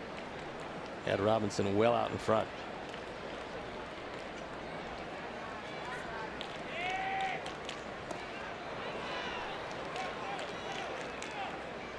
He gone. 2 down. So far the inning is shaping up as a great bounce back inning. You get Nicholas, going to look a whole lot better at 3 up and 3 down. Well, you said it coming out. That's what Coop was looking for. And that's what they judge a lot of guys. Can you bounce back? Yeah. Can you overcome it? Can you pitch over mistakes? Those things are not little things. Those are huge things. No, and I found out very early, Hawk, that I could sail along for 3 innings when I first started and then get in trouble and didn't have the knowledge to be able to get myself out of it. Once the offense was turned on against me, I couldn't limit the damage as a really young pitcher. Now, that came later on. I'm getting ready to say, you figured it out. Yeah, I mean, but that's usually what happens to youngsters. Well, that's what it is. You got to be bad before you're good. You learn as a young player. You learn more from failure up here. Now, hopefully you have the talent that the manager and the coaches and everybody sees with the kind of talent you got, so they go along with it. And if you're marginal in talent and you start failing, you go. Yeah. You back down in AAA. But all you have to do is look at the pitches that Ronaldo throws, and you know he's got the talent. He gone. 1, 2, 3, bounce back, and we're into the 5th, leading by 1.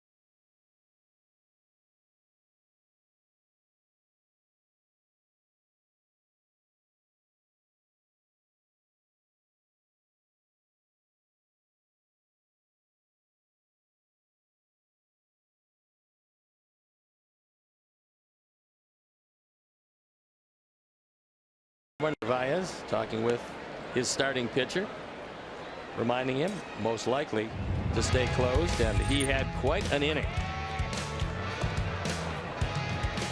A flyout and a couple of strikeouts, and he goes 1, 2, 3 and out against the bottom part of the order.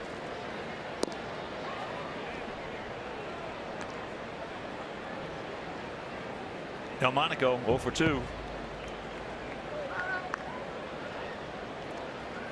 He's got a text in between innings. What kind of grass do they have here? Last time I was down there and walked around on it, it was Bermuda.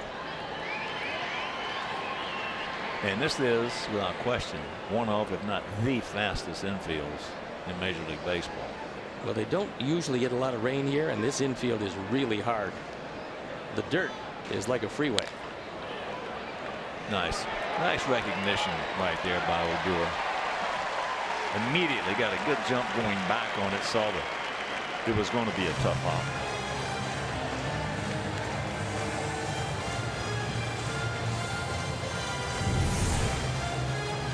Odor, who's getting better defensively with every passing year, has to give up ground, and an easy flip gets the job done. So here's Yolmer, had a big 2-out RBI single in the third. He's 1 for 2.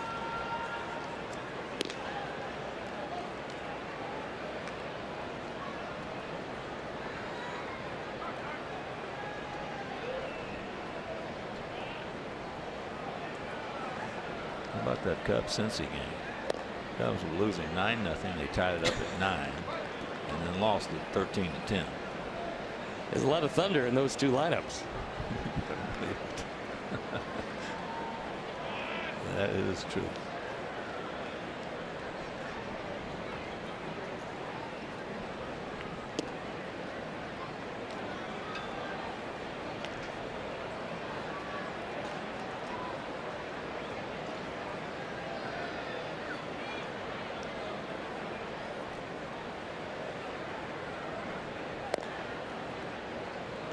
And there's another base on balls. Issued by Tyson Ross. This is just going to be. It's his 5th. A matter of time with Jeff Bannister. Well, with Ross's stuff, which is usually pretty good, when you average 7 walks per 9 innings, you're going to have an ERA like his, which is up over 7.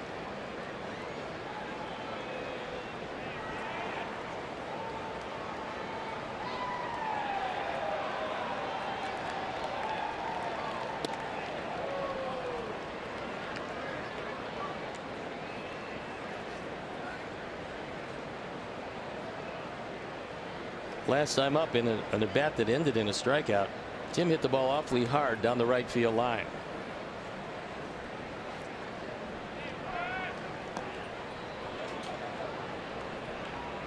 That one in the third, however, drifted foul.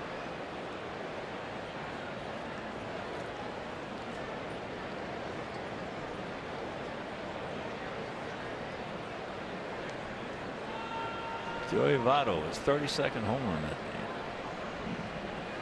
That guy.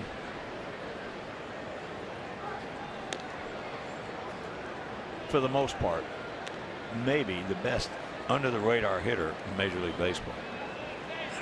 To the nation. He's been a wonderful hitter for a long time, but when they talk about the great hitters in the game, you very rarely get his name mentioned. Yeah. Todd Frazier just thinks the world of him as far as being a smart hitter, great hitter. But as you say, they never mention his name when you're talking about all the big boys.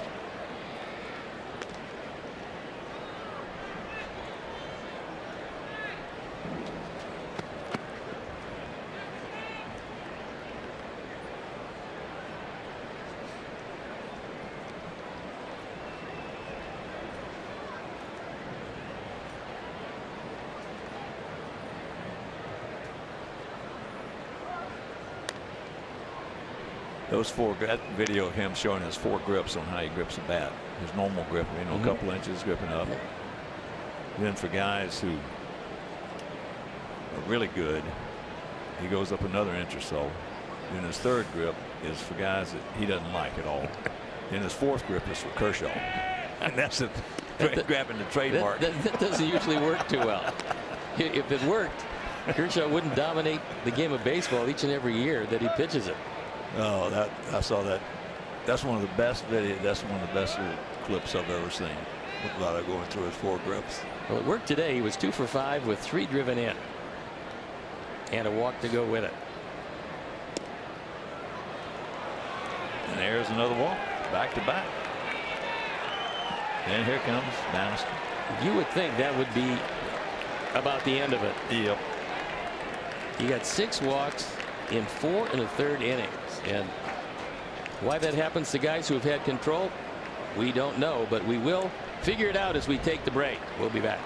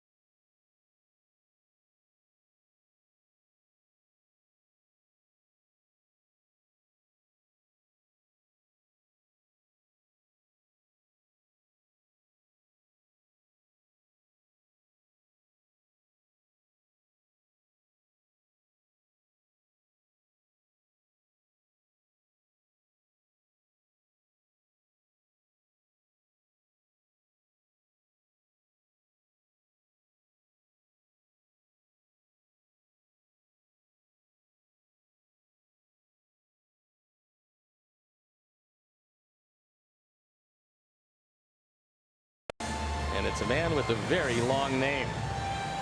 Austin Bibbins Dirks. On for the 16th time. He's 3-2. ERA of 4.70. There you look at the numbers. Right-handers have hit him harder than left-handers, which is unusual, but he has given up 13 home runs, which is a very high total.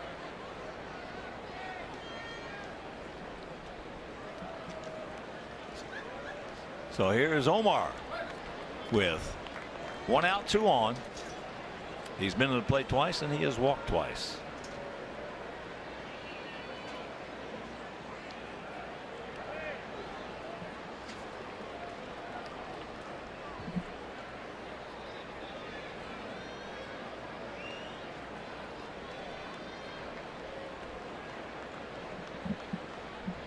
Five, 5-0 for us. 4-4-1. That was a big one, though, for them. It led to a 3-run third, that leadoff error.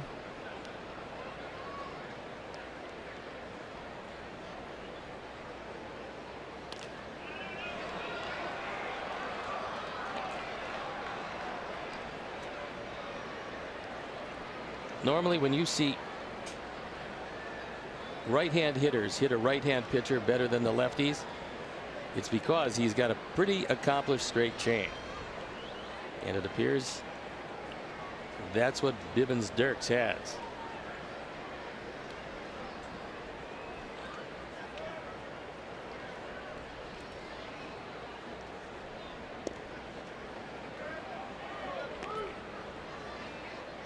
I was talking about that last night with a left-hander who was a little different than most. Bill Lee. The spaceman? The spaceman. He is something. He of the eephus pitch? He that's high in the left field. That's kind of corn. We were talking about the changeup, and he said he's glad to see it coming back because it left for a while when you talk about the designer pitches, you know, the splitter and all that stuff. The changeup was forgotten about, and it's the second best pitch in all of baseball.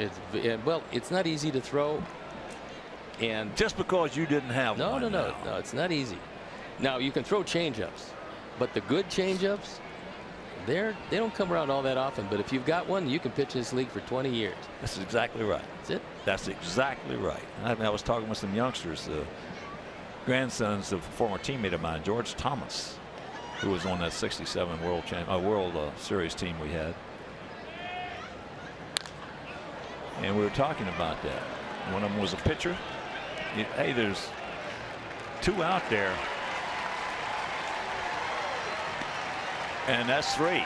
Well, Yeah. Yomer was not running. He lost count of the outs. Meanwhile, halfway home, leading by 1.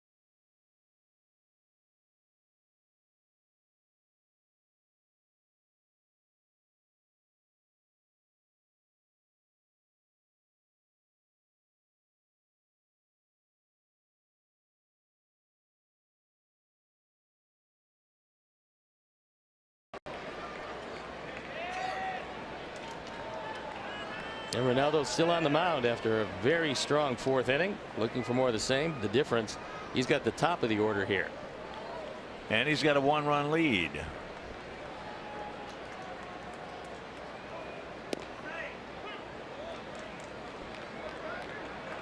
Breaking ball strike. DeShields has gone out to right, walked, and scored in that 4-run 3rd inning for Texas.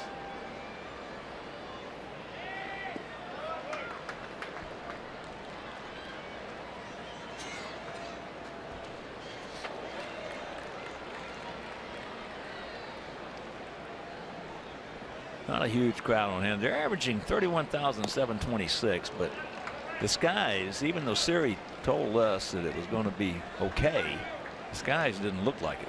No, and they had the tarp on the field for some time and then rolled it up, put it away, not to return, and hopefully it will stay there the remainder of this series. Yes, he did. He gone. Well, it was a call. DeShields not really happy, but it had the whole plate. And so we'll take a look at what happened in Kannapolis. The Intimidators with a shutout win over the Blue Claws. Gavin Sheets 2 for 3 with 3 driven in, and Peralta 5 scoreless with just 1 hit. Gavin Sheets, man can hit, and he's got some power. 2, an RBI single, a walk, and a run scored.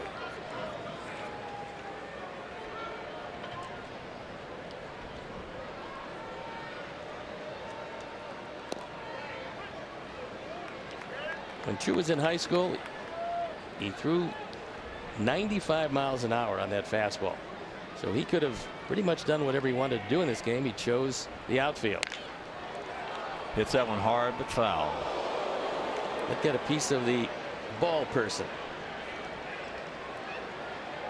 Yep. Unfortunately, she did not play the carom very well, and I think she got a face burger for her efforts.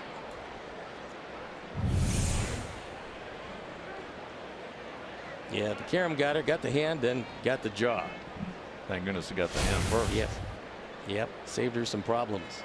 Some dental work. Yeah, that would have activated her dental plan. Yeah.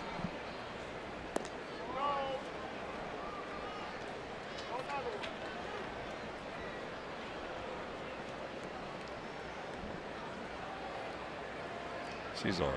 Just hurts a little bit. She refuses to go on the disabled list. Now there's that's change. That's news, huh? Yeah.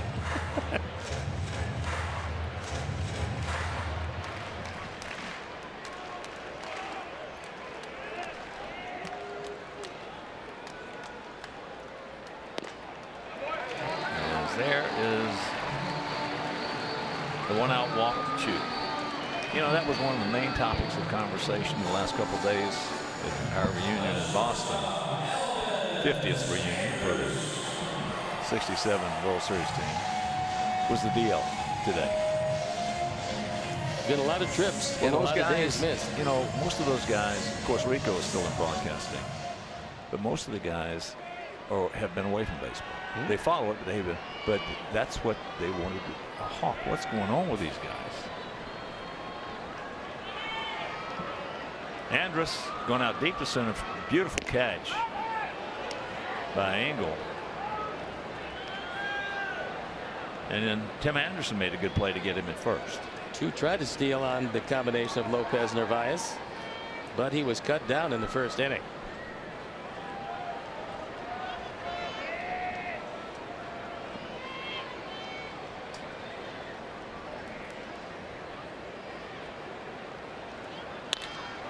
There's a shot base hit. So Andrus has hit it hard twice. Elvis is another guy that gets overlooked because of the emergence of so many great young shortstops. Now Andrus has been around a while, but when you look at the numbers, he compares favorably with most of them, if not exceeding a whole lot of them, and yet you just don't hear his name all that often. He's a terrific player. He is. You know, I didn't realize he's going to be 29 later on this month. And they want to take a look at Ronaldo now. It's never a great sign when Hermie follows Rick Renteria out to the mound. Well, you know, Hermie and I were talking before the game, and Hermie said he's seen things this year that he's never seen before, and he and his staff, Brian Ball and the guys, for years, fewest DLs in the Major League, for years. And then we were talking about, he said, even back in the 90s, he said, you know, people don't realize the fact that from 90 to 98, the only team that won more baseball games from that 9-year period is the Atlanta Braves than the Chicago White Sox. So now they're going out and figuring, you tell him he's okay. They started to leave once, and then he went back. I think if he leaves the mound and he comes back, if he crosses that line. He didn't cross the line. Well, it's not two trips. Yeah, right. He stopped before he crossed the line, but they don't want to gamble on the health of this young man, as talented as he is. So he's going to leave the ball game. And as he does, we'll take the break and we'll be back.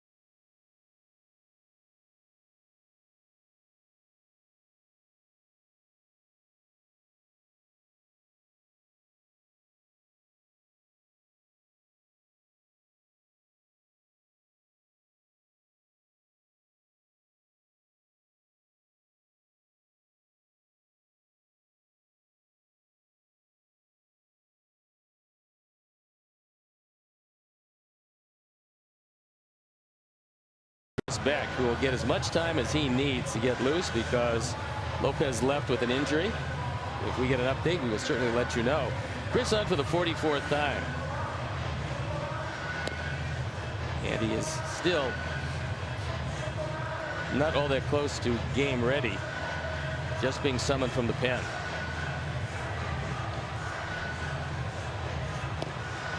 And there is Rick Renteria talking to his starting pitcher tonight. And probably try to talk to him about, look, this is a preventative thing. If you are in any way, shape, or form not feeling good, you got to tell me about it. You know, something has happened. I always heard good things about Renteria. Always. Yeah. Never heard anything bad, which is unusual. Well, he's a wonderful man. Well, since he's been here and watching him and listening to him, in a baseball sense, I've gone where I love it. I mean, I love it. He is absolutely the right guy at the right place at the right time for our organization. Well, never having gone to college, that man has a PhD in communication. No question about it. And he doesn't let anything sit, Hawk. He goes up to a player immediately and says, you know, and it's not, he's not accusing them, he's not berating them, he's explaining to them what they might have done wrong and how best to do it the next time so that it doesn't go wrong. I think that his communication is as, I've seen a lot of managers, played for a lot of managers, as you have. It's as good as anybody I've ever seen. Well, he works hand in hand with a very good coaching staff, guys that work tirelessly. I mean, you see, we see him at home all the time, and I know we've talked about it. He's got these guys working on getting better each and every day in whatever aspect they happen to be working on it, whether it's cutoffs or in some cases base running or certainly bunting. They've done a lot of that lately. Well, you framed it perfectly. They don't work for him. He works with them. That's it. And there's a difference. Yeah. Well, it's, you know, any manager has to get to the point where his 25 guys that surround him on a daily basis truly believe and buy into the fact that we are all in this together. And what's good for the team, by definition, is good for you. When you play in a lot of also-ran teams, you have a tendency to believe what's good for you is good for the team. It doesn't always work that way. Well, that attitude of it's us against the world, with some guys, that's okay sometimes for a short time. But over the long haul, that gets old. It's getting them to understand being together and learning how to play good, solid, fundamental baseball. And that means working with the coaching staff, which he does every day. He talks to them, he gets their advice. And he's the kind of guy that if you come to him and he thinks one thing and you can move him a little bit, you better be ready with all your stuff. Oh, yeah. And another guy I know like that, too. He owns a club. Yeah. No, yeah. Jerry can be moved. I mean, but if you're going to do that, by the time he gets done, you know, he was a prosecutor. He got tired of putting people in jail. That's the reason he went into real estate.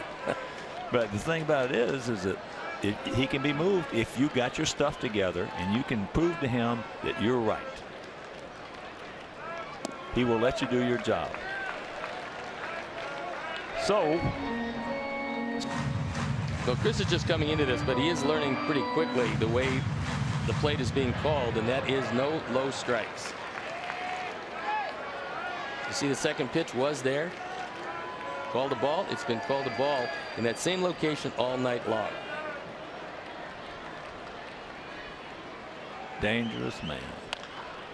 Yanks that one foul. Go back to Adrian Beltre, hit number 3,000.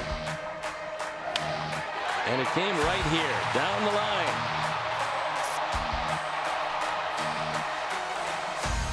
His teammates love him. July 30th. And he's hard not to love if you love baseball and you see the way this guy goes about his business on a daily basis. Truly, to know him is to love him. He's that kind of guy and has been his whole career. He's 38 years old and he's never lost his childlike qualities. No, he's a good one. He and Miguel Cabrera are just fun to watch. They put fannies in seats with their performance and their personality.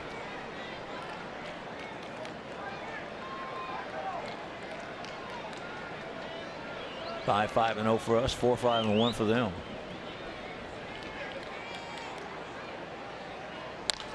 Watch out. Oh, that got him in a bad feed right there, and that's going to tie the game up. Well, unfortunately, and we've seen this a few times, again, it's a product of youth. There's some balls where you're just not going to be able to turn a double play. And so to hurry and not get one, that is not sound fundamental baseball. As this carom off of Beck goes to Moncada, but a bad flip. And there is the tying run.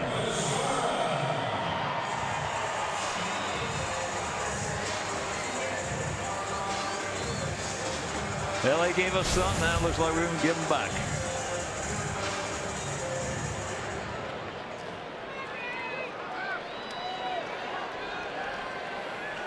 Fielder's choice E4.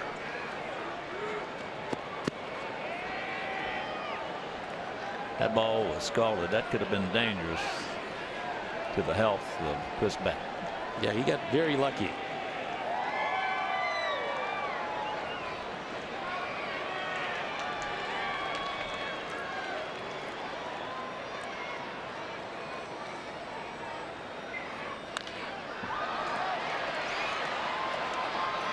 Souvenir left side.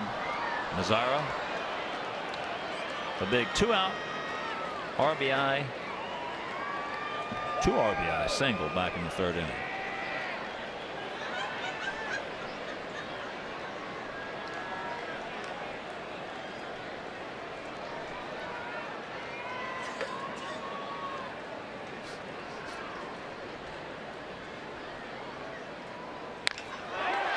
That's high and deep. Very deep. So it's 8-5 Texas.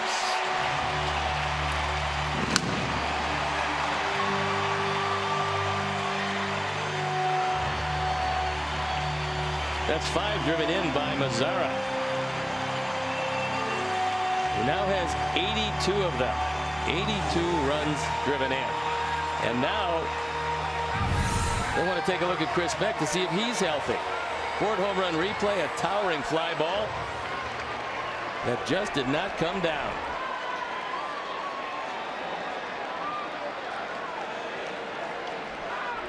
And now Rick is out on the mound once again.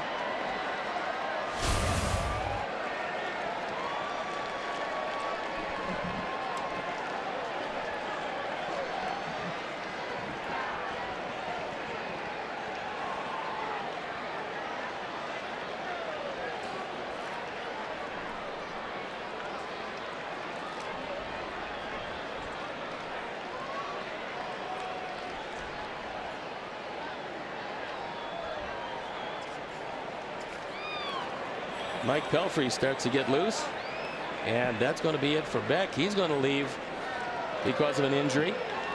That'll mean that if Mike is coming in, he'll have as much time as he needs. Well, Brett Walker will walk him off. Been a long time since I've seen 2 guys leave to injury in the same inning, but that's what we're seeing here tonight. So as they walk off, we will step out. Be back after these messages.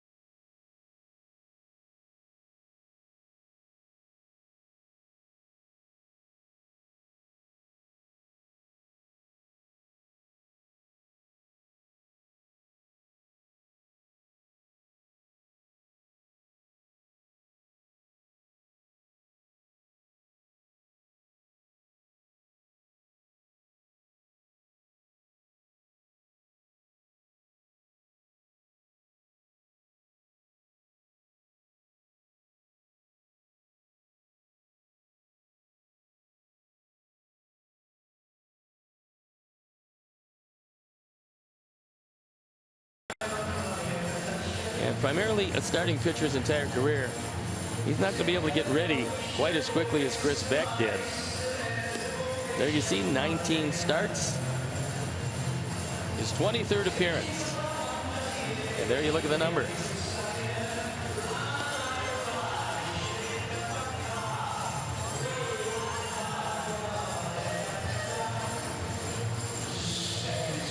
Lots of injuries this year, and Herm Schneider will give you chapter and verse on each and every one of them.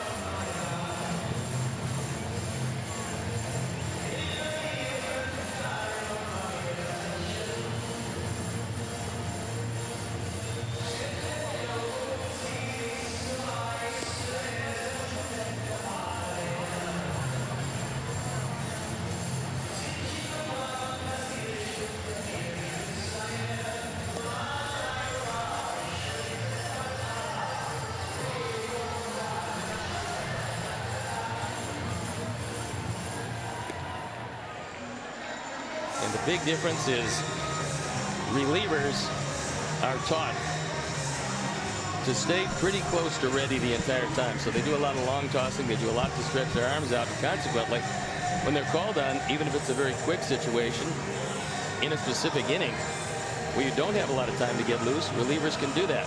Mike Pelfrey has been primarily a starting pitcher. And it takes starting pitchers a lot longer to get loosened up and ready to go.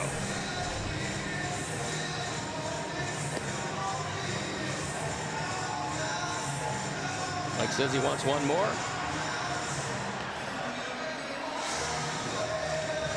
I remember Joey Gallup, former White Sox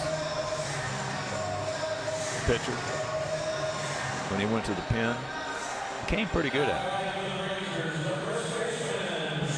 He can get ready in 4 or 5 pitches, and that was number 54.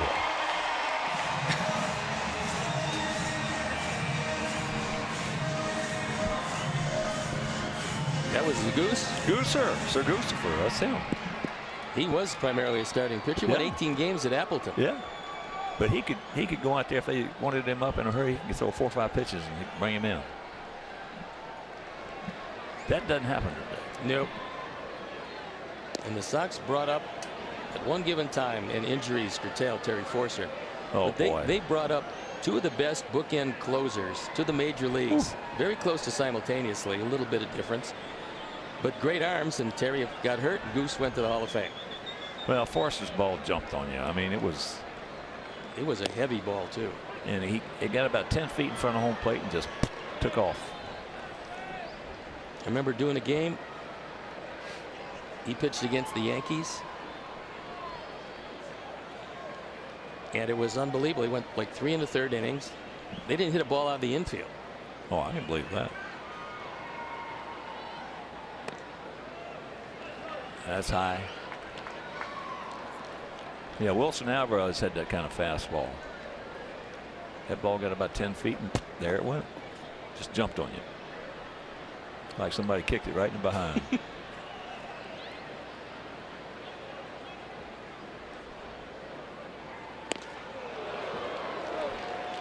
He gone. Attaboy, Mike. Threw it in a perfect spot. That is the spot. You can live up there all day long. High fastball, inner portion, and the uppercut swing will yield no contact if it's upstairs.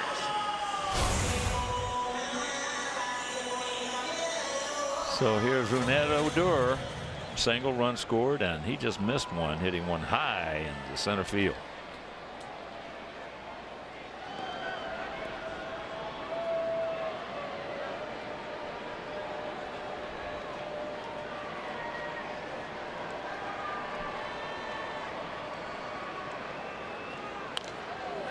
Everybody has different stances, and Odor's stance is wide open.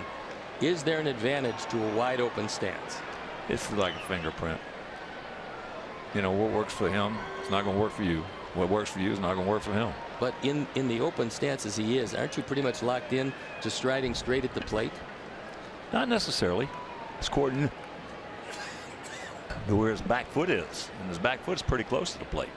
It's the back foot that determines how far you are from the plate or how close you are.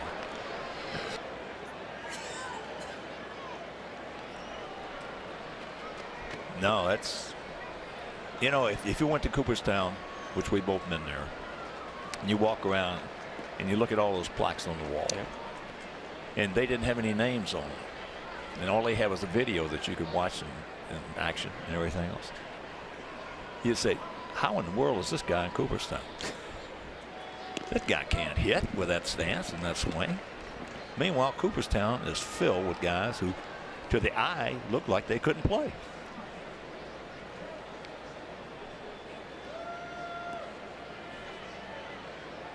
Lopez left with soreness in his right side. They're going to reevaluate him tomorrow.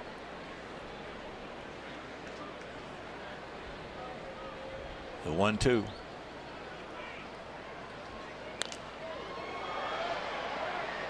High and back.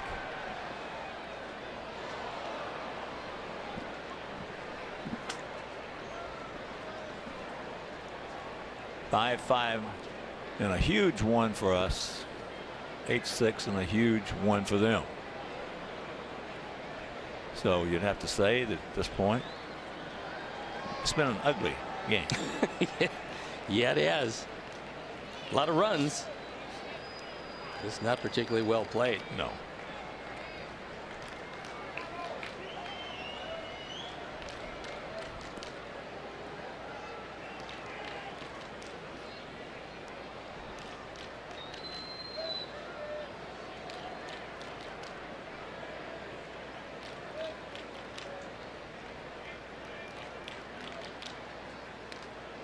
That's got a piece of it. First of 4 from here in Arlington. Globe Life Park. It's a beautiful facility.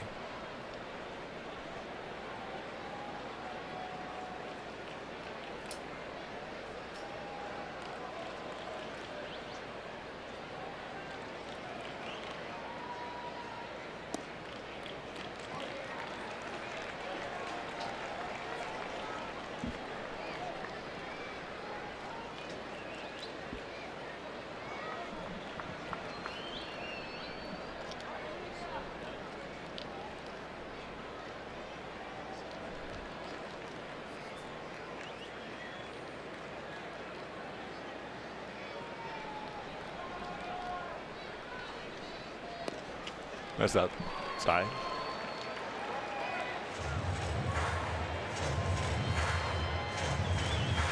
And Renee Young, our stage manager, just tells me they're going to have a new ballpark in 2020 here. It's going to be behind this one over there, I guess, by the football stadium. They'll probably do it a little bit like they did it in Cincinnati when they built the new park. It was built in about 40% of the old park. Boy, that seems like a waste.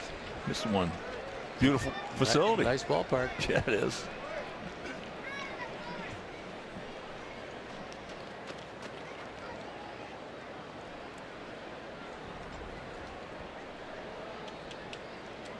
It's going to have a roof on it. It's going to be domed.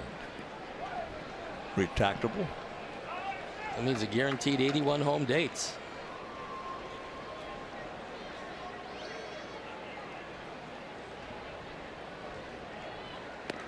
He gone. But another crooked number goes up on that board, and we trail it 8-5.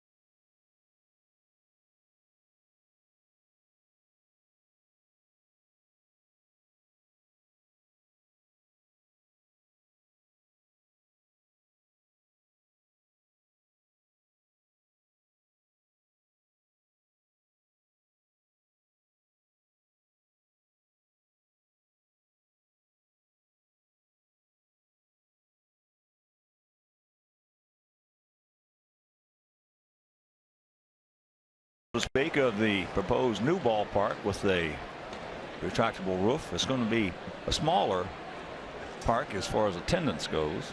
This is 45,000, around that somewhere. It's not going to hold as many, but they won't have as many rainouts and rain delays, because when it rains down here, it rains. Yeah, we've seen it some nights where they took everybody out of the stands and put them underneath because of the lightning, the hail, and the fierceness of the storm coming through.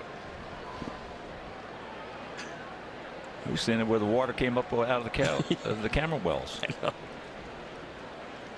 Meanwhile, we need 3 to tie. If you're just tuning in, we were leading 4-0 at one time. They tied it. Then we went ahead 5-4 for the run in the 4th, and they just came up with 4 more in the 5th.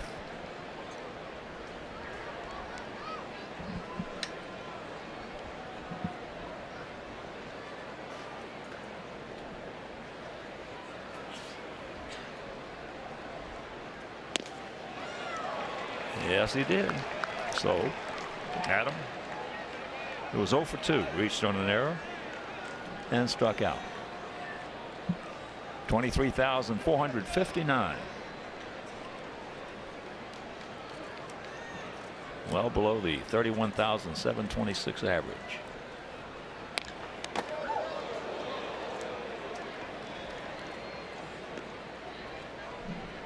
Did he get him?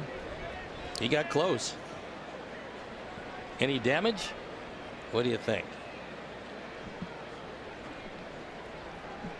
Apparently not.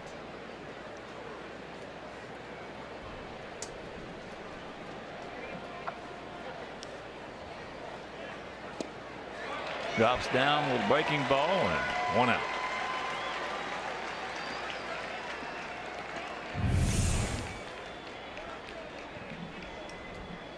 Sidearm breaking ball. It didn't do a whole lot, but it didn't have to. It was in a perfect spot. So Austin, I'll let you handle the last name. Bibbins-Dirks. Austin Bibbins-Dirks. 31 years old. And here is Leury. 2 for 3. A single, run scored, double, knocked in a run.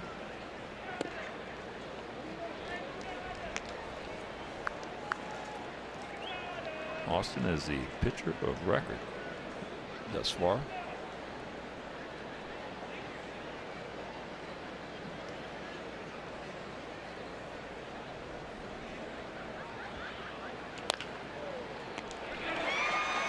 Soft comebacker.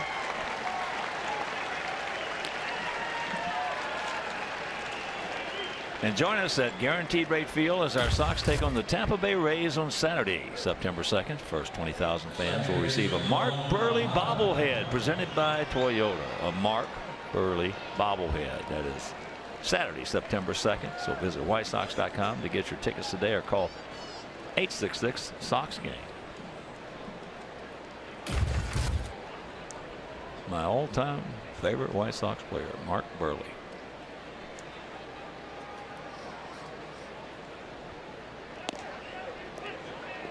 One of the things that Texas is not going to be able to do is get close to their record last year in one-run games. They won 36 one-run games, lost just 11. Of course, is a product of a pretty strong bullpen. That plus the manager. That's where managers earn their money, in close ball games. And not getting out of position too early in the game so that you still have some moves left at the end. That's why in 05, every time we got in a close ball game, I just sat back and smiled because I knew Ozzie was going to get them home across that finish line.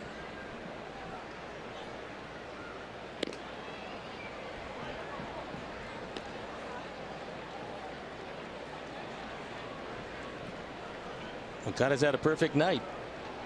A couple of walks and that home run in the first inning. A line shot right around the right field foul pole, or a fair pole, as a lot of people call it.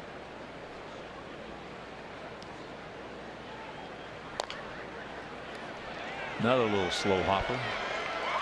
But he's busting it down that line. Meanwhile, that's a very easy 1-2-3 top of the 6th.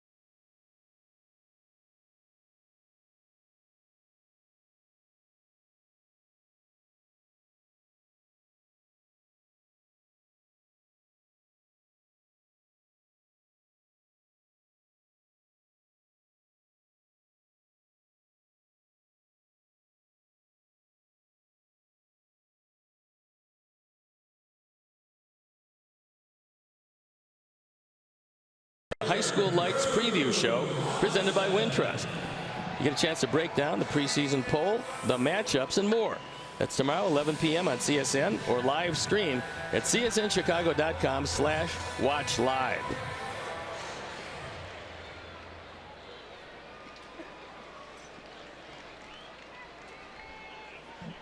We got to hold him right here. Michael had a good fifth. Faced two guys, struck them both out. So here's Drew Robinson, 0 for 2 with a couple of strikeouts. Ronaldo got him twice with a changeup.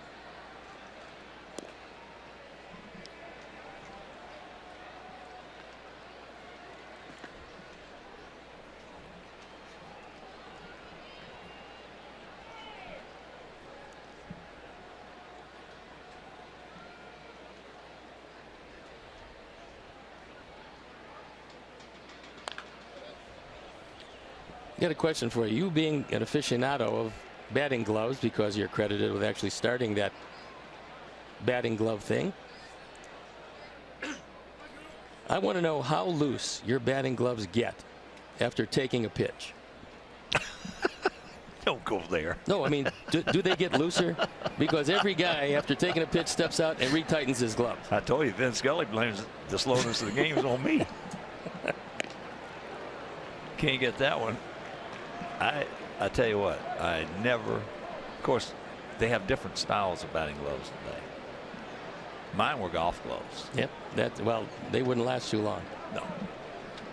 No, especially with the pine tar and everything else. So you never stepped out to adjust your glove with those on. And of course, Mike Hargrove, the human rain delay.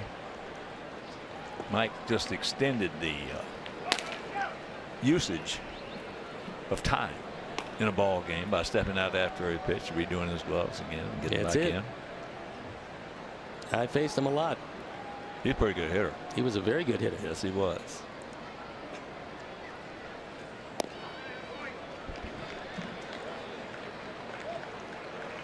Full count. No walks.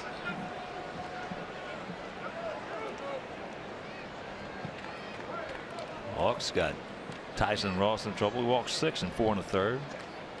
Ronaldo walked 4 and 4 1/3.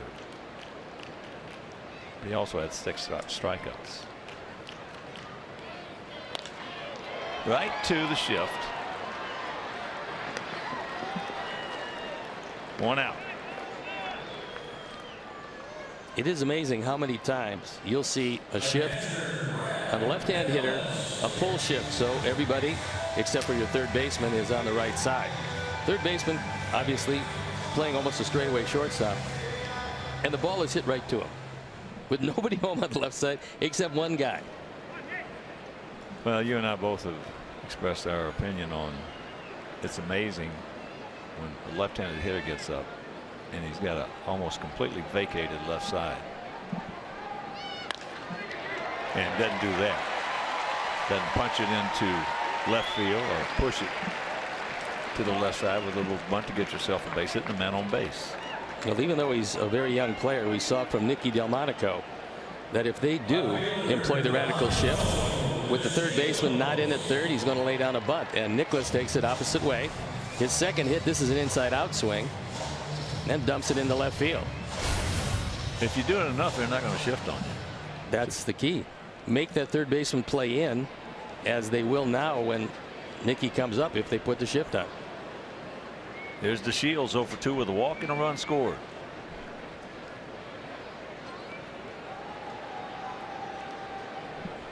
Chris Beck has a bruised right shoulder. That's why he had to leave the ball game. And like all of us, he's day to day. That was a rocket he get hit with. It was. That's the only thing where they talk about exit velocities. Everybody has a tendency to believe that it's only for hitting home runs. That's important, whether it goes 440 or 420.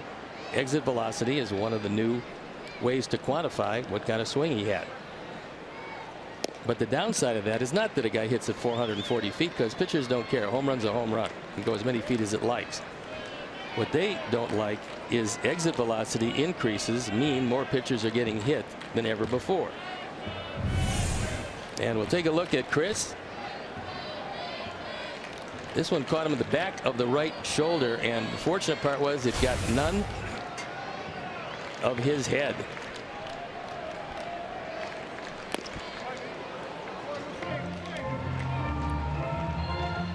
Two and one to count to DeShields. And checking some other scores for you. Yankees at Citi Field beat the Mets 7-5. Severino 10-5. That good-looking young right-hander. Wow. There was a whole lot of people around the Yankees that thought that he was bullpen best. They loved his arm out of the pen, but now he's a starting pitcher and one of their better ones.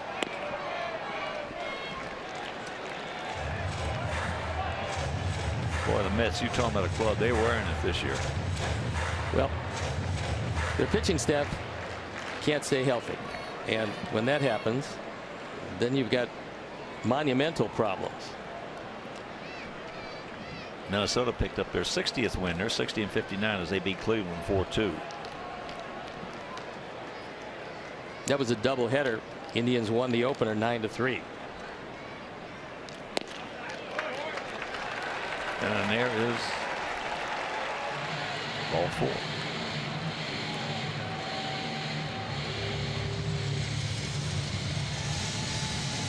And here comes 2 RBI single, a couple of walks, and a couple of runs scored. Some other scores for you. Arizona shut out Houston 4-0. Cincinnati was leading the Cubs 9-0. Cubs came back to tie it, and then Cincinnati won it 13-10. Atlanta beat the Rockies 10-4 out in Denver. Toronto up in Canada beat Tampa Bay 5-3.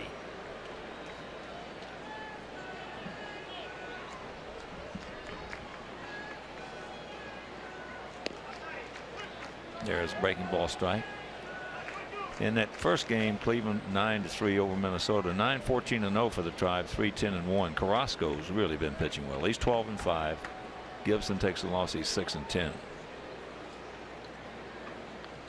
Carrasco is the lone commodity from that Cliff Lee deal. Chu chased out of there with a high tight fastball. Just in case he starts to lean outside, you just remind him that he better be heads up.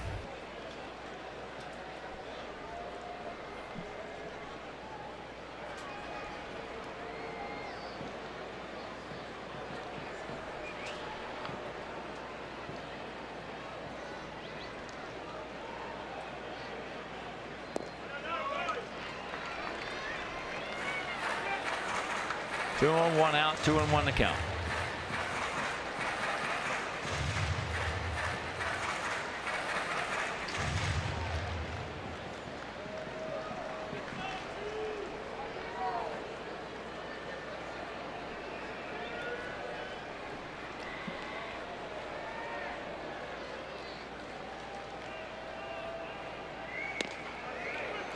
There's a strike. 2-2.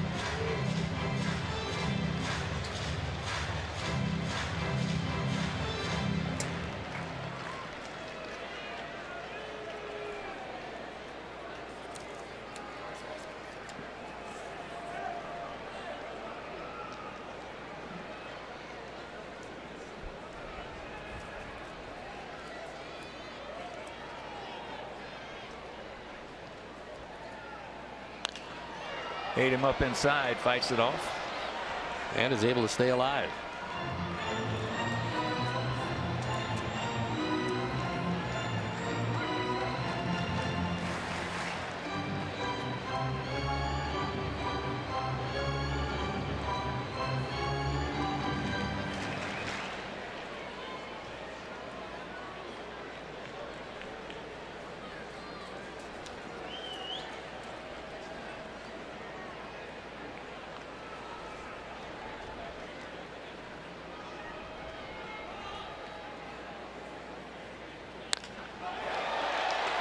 That's in the center field. That's a can of corn for Adam Engel. So he gets it back in.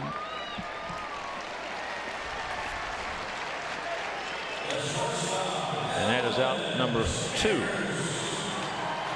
And a reminder that MLB.com app, that is your #1 mobile app for live White Sox baseball. You can stay connected with a fully customizable experience. You can get White Sox home screen icons as well as game day, live game video highlights, radio broadcast, statcast, news, and more. So download MLB.com app today. Texas won their division last year because they went 15-4. 15 wins, 4 losses against the Houston Astros in their interdivision rivalry. This year, they're not going to win the division, and they are 5-8 against Houston. So when you go 11 over against one of your leading competitors, you're going to be in good shape. This has not been the kind of year that Jeff Bannister would have envisioned for his team. Well, the 2 criteria for the most part winning a divisional title is you got to win close ball games and you got to play well. As there he goes. He's safe. Well, DeShields actually stopped and then accelerated and still beat the play. And you can throw through because you got Nicholas at third base. He's not a burner. He's a catcher. So that's 21 steals. Now DeShields right here slows it down just a touch. He's in rather easily. And you get to throw through because of a catcher. 1-0 the count. But you got to win close ball games and you got to play well within your division. If you do that, you got a good chance of winning your division. That's exactly how they did it last year. That evens the count. Breaking ball strike.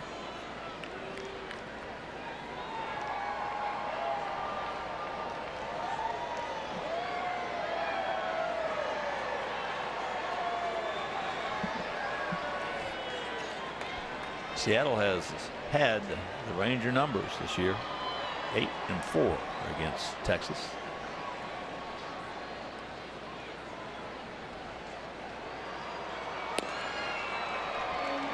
Just off the corner.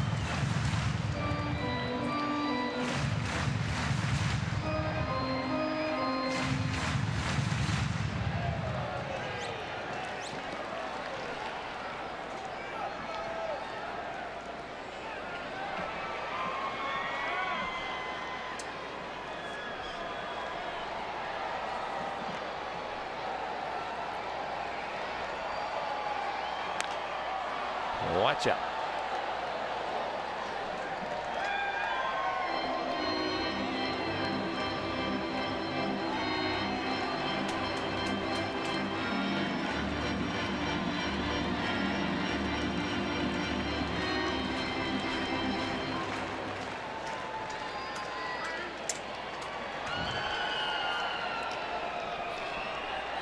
Andrus. 1 for 3, a double. Run scored. He's hit it hard twice.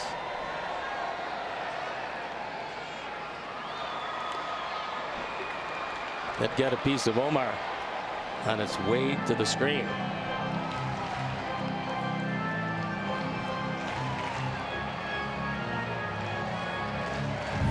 You're going to catch. This is going to happen to you a lot. It looks like it went off the left foot.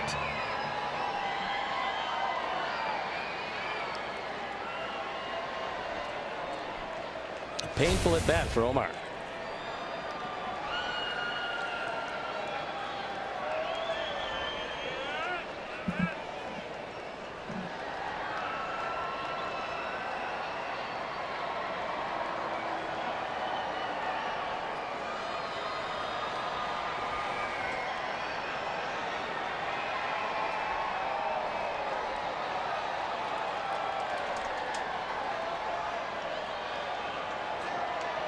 Big gap in left center field for the hot hitting Elvis Andrus.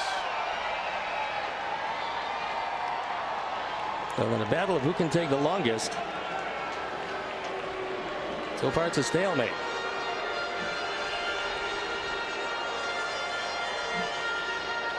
Shaping up to be just a wonderful race in the wild card in the American League. You got the Yankees, who won the ball game tonight, and the Angels. Royals knocking at the door, and Twins, and the Rangers, and the Rays, Orioles, and Blue Jays probably believe they still have a shot. And they do. But climbing over that many teams, you better get really hot.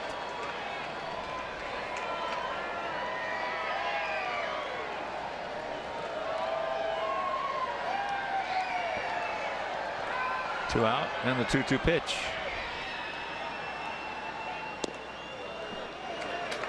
It's full.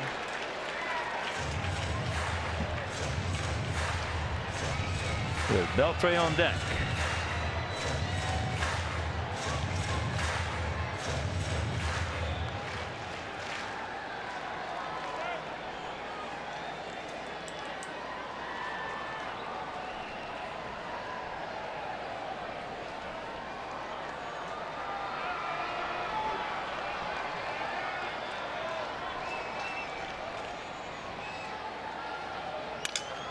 Ate him up. Got to hurry. Oh, what a play. What a play. Now Bannister wants to come out of that dugout. That was absolutely everything that Yolmer could do to make it. And he did it. Yeah, the bat shatters, and then he comes and gets him. However, he has to get around the base runner, watch for the flying bat, and still got it there. Just an eyelash ahead as the handle of the bat winds up at first base. All right, that'll do it. We'll go to the 7th. Still trailing 8-5. That's a good play. Wow.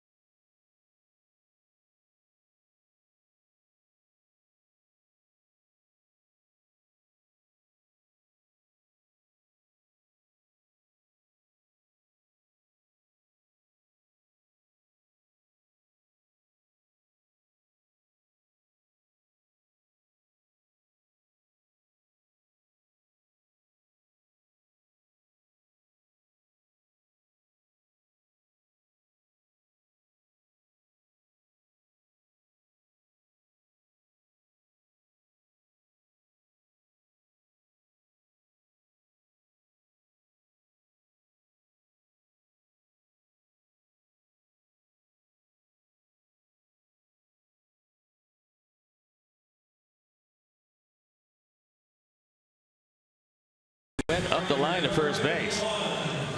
The bat shatters. He's left with just a handle. So for whatever reason, he decides to carry it with him until he drops it and then kicks it.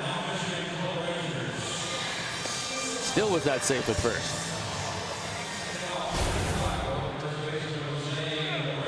It's the top of the 7th. And a new pitcher.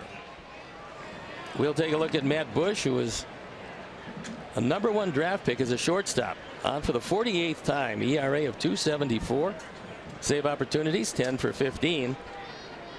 And there you look at the rest of the numbers.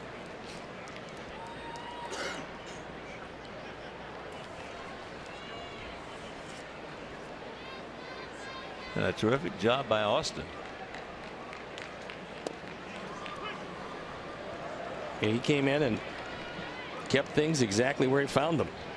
Ace 5 and retired them all. And he would be the pitcher of record. Yeah. Yes, he is, as it stands right now.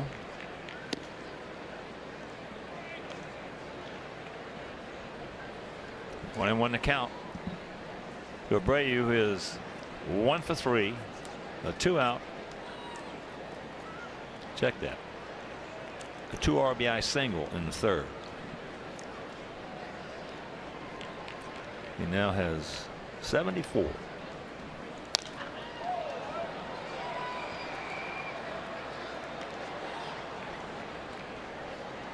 Brad Goldberg throwing in the pen. He had the hard throwing Goldbergs. He's got a good arm. If he can harness the control, he can spend a lot of time in the major leagues.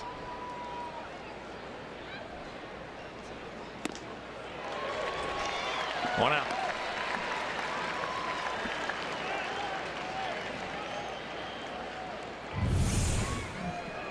A high fastball. And he throws it by Jose.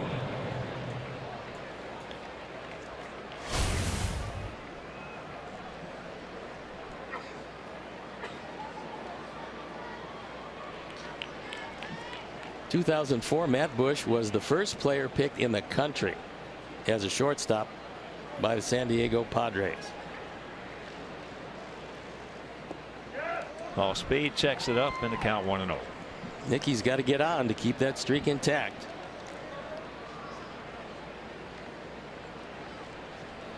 Everything has gone right at Odor on the right side. One turned into a double play.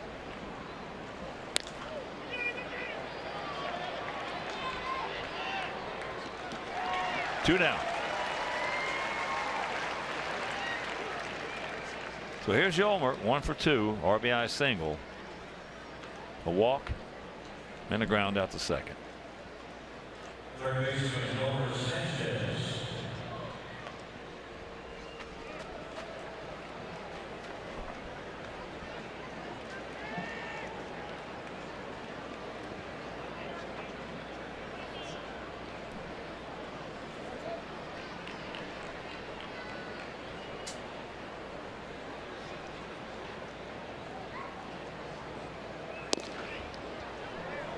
Good pitch, didn't get it. Outfield slightly to the left for the most part, spread out about equidistant.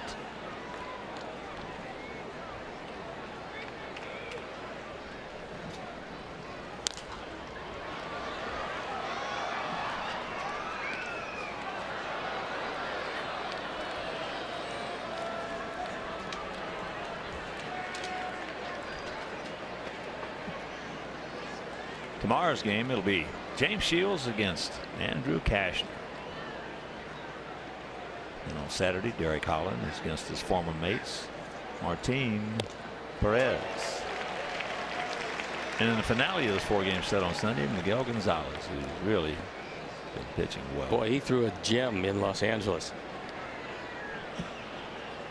Andrew Cashner, in addition to the rotation. Cashner always had a great arm. Staying healthy was a problem. And that's out of play. Tomorrow's game will be right here over CSN. Saturday, it'll be over WGN. And Sunday on CSN.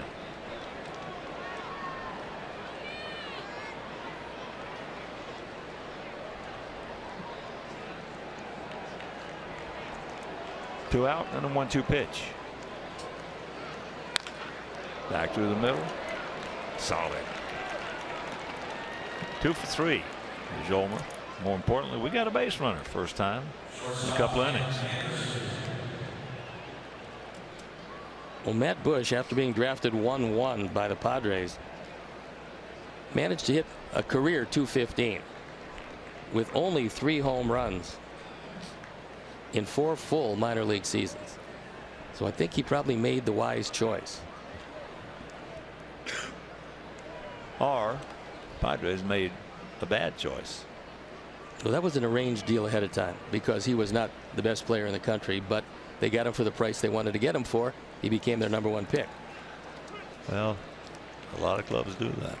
I was going to say they're not the Lone Rangers in that respect.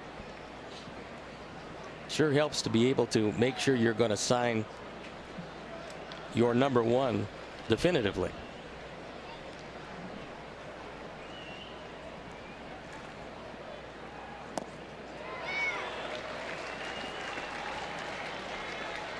Heading way out in front. 86 miles an hour. Anderson is grounded to short, struck out, and walked.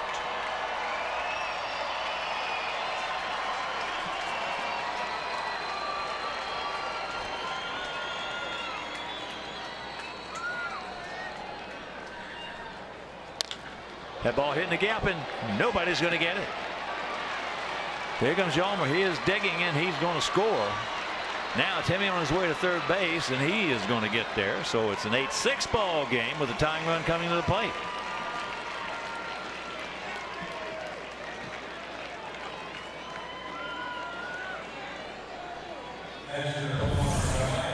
Tim hits this ball awfully hard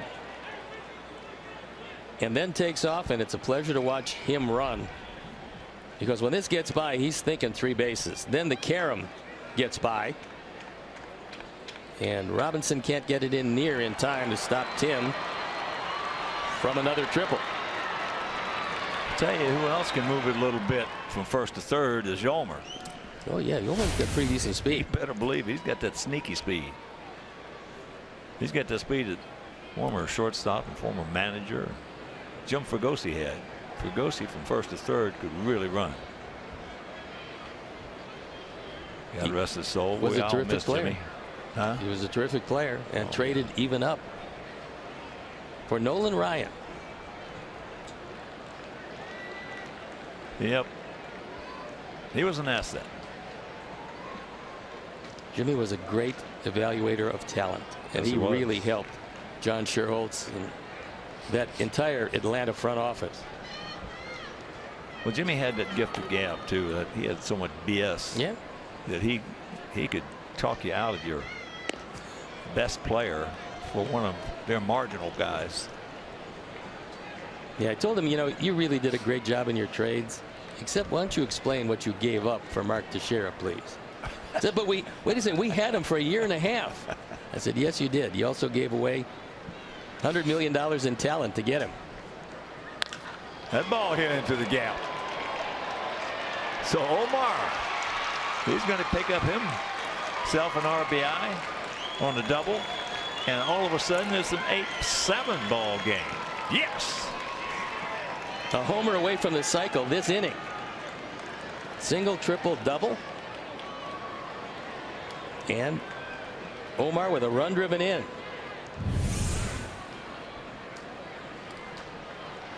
He was choked up a bit on the bat, and that did not affect the distance of that. Well, that's another factor, another issue in Ricky Renteria's managing. Ricky's boys will not quit. Well, they haven't. They will not quit. So here's Hanson. He is due 0 for 3 with a stolen base, another stolen base, and a run scored. Well, I think Allen is talking to Mark Wegner about the fact that he has not called a low strike all night, but that happened to be a low strike. There's the location. Pick him up, Allen.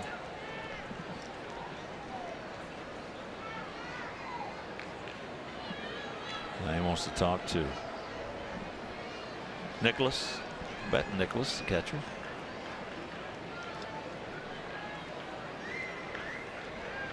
Yeah. These boys will not quit.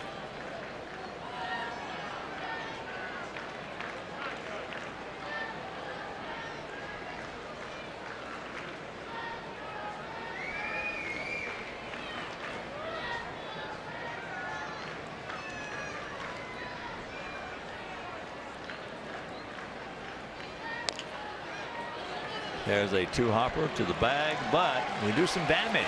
Picking up a pair. 7th inning stretch. We trail it by 1.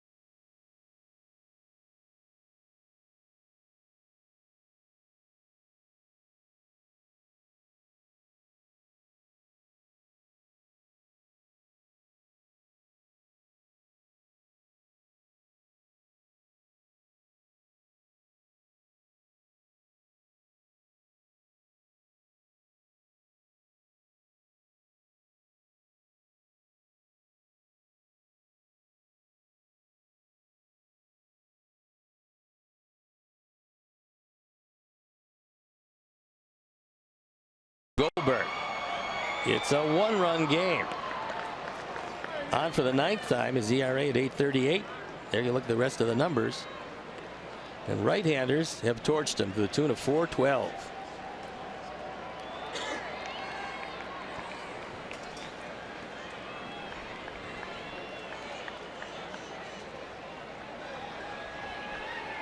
So here is Beltre. Popped up to first, walked, and reached on an error. That ball he reached on error was absolutely scorched.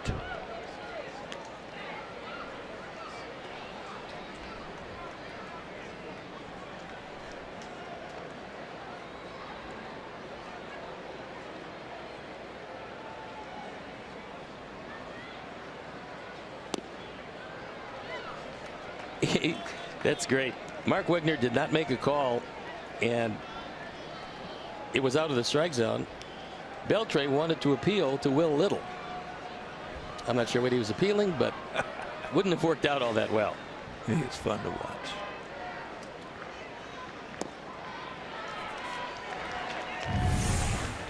So this is what he does. He checks it up, and then he wants the appeal to first base to Will Little. Wait a second, you checked it up. I didn't call a strike. What are you appealing? Name Powell, the pitch was a strike, and he didn't get it. No. Brad.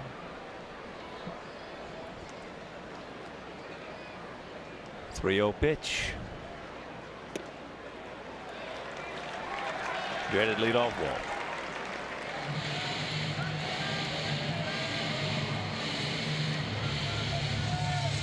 If you're just joining us,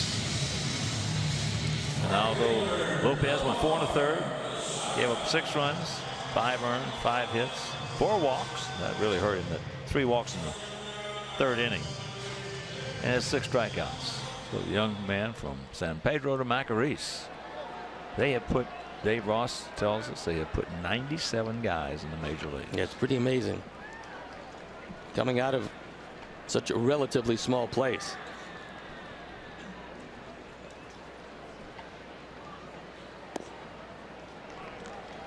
That's low.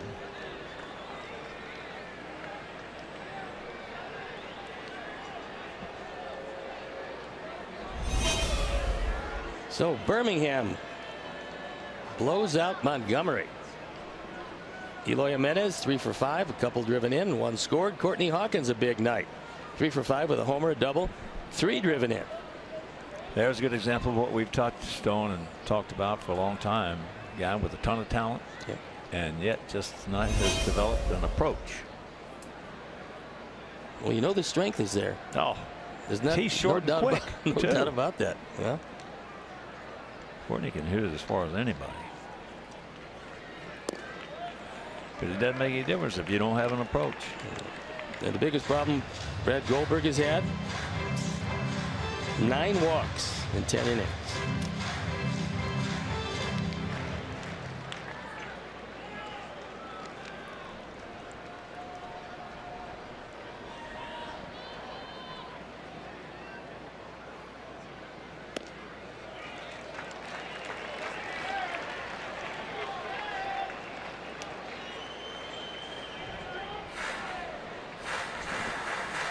Zara, big night. 2-run single, 3-run homer. Now 16 home runs and 82 driven in. Come back and get him, Brad. There's 1.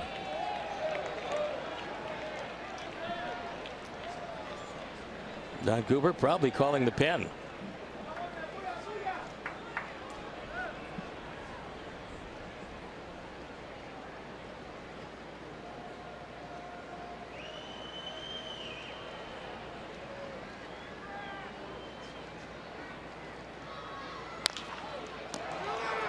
Attaboy. There you go. Okay.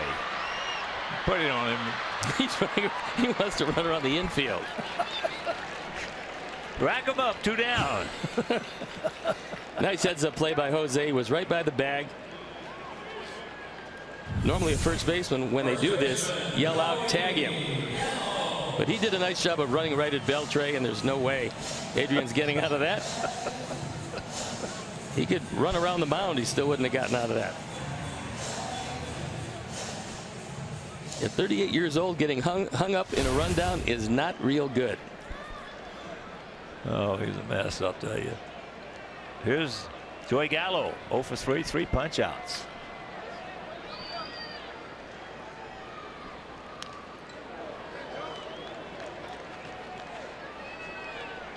When they went after him with the fastball, they've been able to stay upstairs, which gives him some problems. They better stay upstairs. Yep. He can put a charge into anything thigh high or below.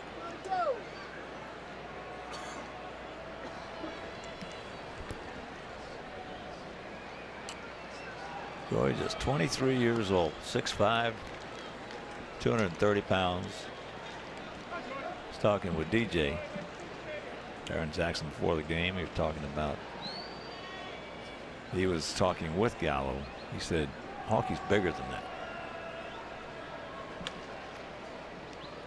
He said he is a monster.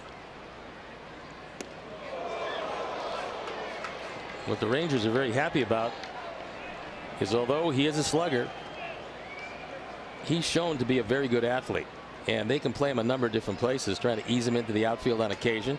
He's a third baseman by trade. He's moved across the diamond and played a representative first base. Well, that's one of the things about today's game that was not prevalent, say, 25, 35 years and on back.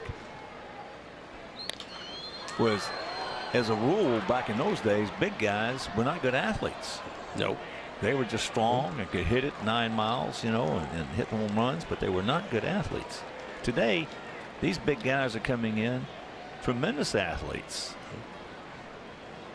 The sky's the limit on Joey Gallo. Well, he threw 100 miles an hour in high school as a pitcher. Did he really? Yeah, he did. And decided, obviously, with this power, that he was going to get off the mound and become an everyday player.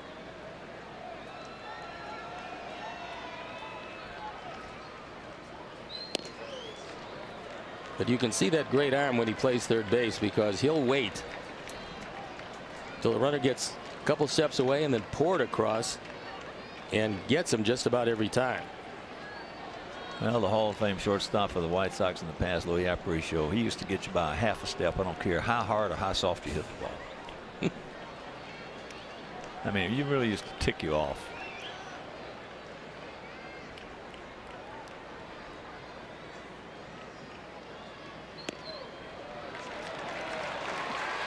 Second walk of the inning.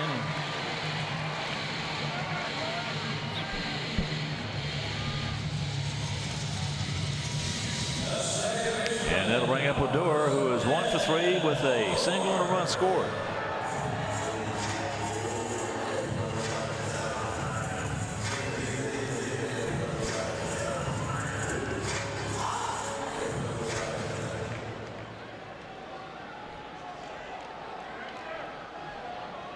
Everybody's talking about the time of the games, about how hitters are taking more time stepping out, adjusting their hitting gloves. Something that's not talked about too much are all the 3-0, 3-2 counts that we've been seeing. Unbelievable.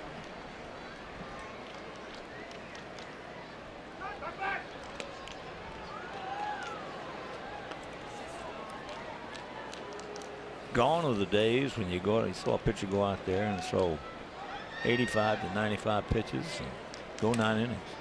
Those days are gone forever. Yeah, we're not going to see that anytime soon.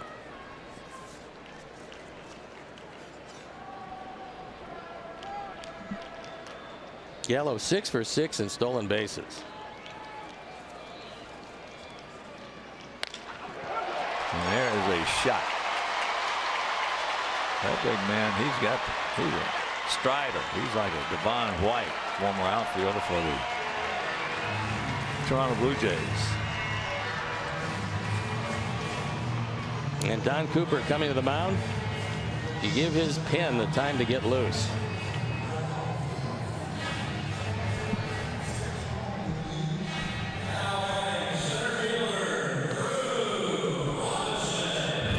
What's this stride?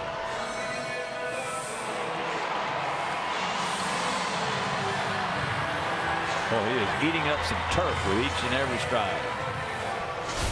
You and I right now, we're just getting to third. If I were trying to get to third, I'd pull every hamstring in my legs. Pop a couple of Achilles.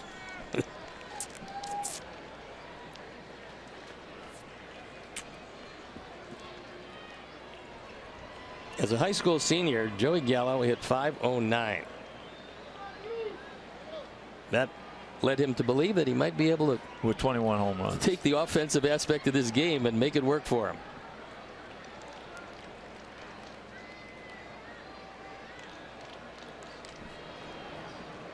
Here's Drew Robinson. He's 0 for 3 with a couple of punch outs. Ronaldo got him with a couple of change ups.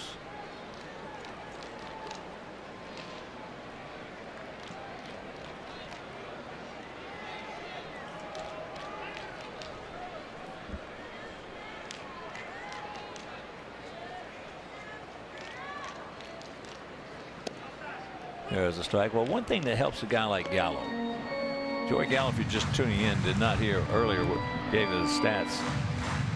He's got 35 home runs already this year. But one thing that's helped him, there's no question in my mind about it, and I'm going to ask him before we leave here. When you see a guy like Aaron Judge come in, a rookie, and he is hitting all those home runs, and you're saying to yourself, this is how athletes motivate themselves. That's popped up, back, and out of play. I've talked to too many guys who have been motivating themselves by just something like that. Well, he's young, he's a rookie, I'm as good as he is, maybe better, and all of a sudden you go from mediocrity to 35 home runs. Michael used to say it. Jordan, he'd say, I asked him one day playing golf, I said, Michael, how do you get up and motivate yourself all the time? That's the toughest schedule in sports basketball. He said, well, I'll read the papers and I'll see where Jimmy Jones or Sammy Smith scored 40 the night before, and he'll say, oh, man, I'll go out and score 45, 50 tonight. And having the ability to back it up. Yeah. So Odor waltzes into second.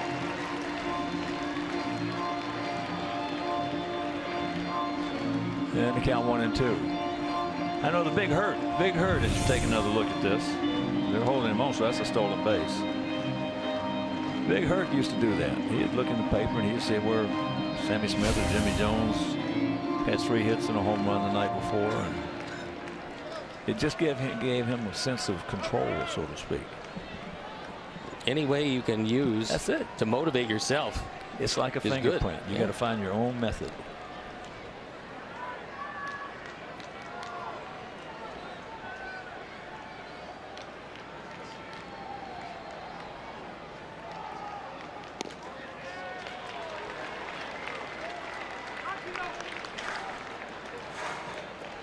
Two out, 2 on, 2-2 the count, in a 1-run ball game. It's 8-7 Texas here in the bottom of the 7th inning, so it might behoove us to get this guy out.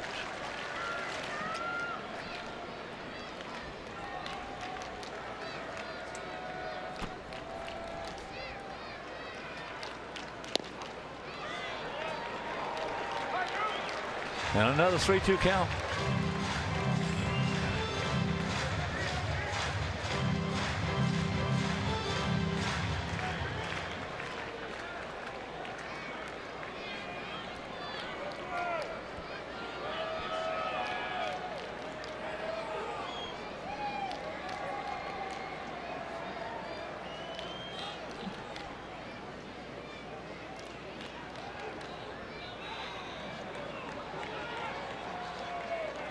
Nice idea by Tim Anderson as he snuck behind Odor, but no throw was forthcoming. Well, I think that was a set play.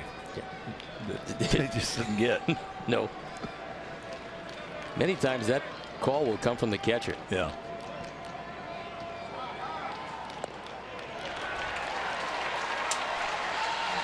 Third walk of the inning. And Omar was crossed up. That was not supposed to be a breaking ball because he caught it awkwardly. Looked like he was sitting waiting for a fastball. Got the slider. He was ball 4 anyway, but crossing up your catcher, and that's why he's talking to him now about if you're not sure, whatever sign it is, step off.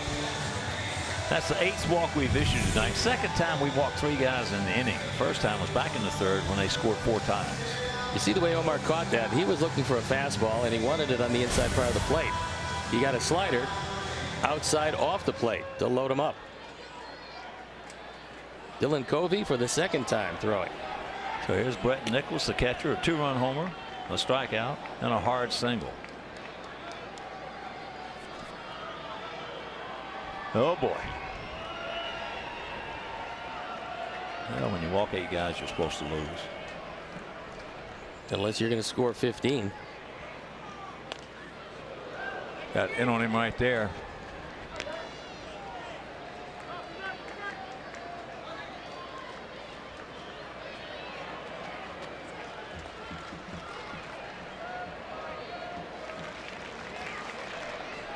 That 2-run homer by Nicholas came up change up from Ronaldo, and he did not miss it. He hit it hard.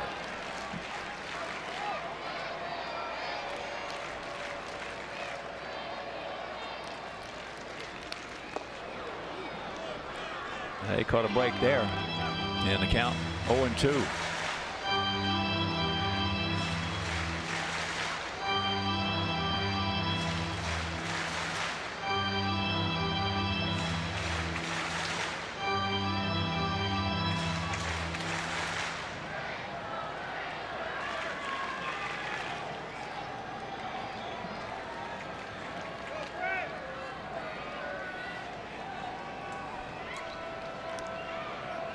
Adam fairly shallow out there in center field.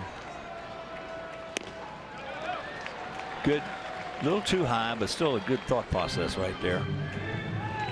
Omar gave him the fastball and wanted a high strike, and he got one up and out of the zone, but Nicholas did not swing at it. Yeah, that was if he was, it was going to be of a check swing variety.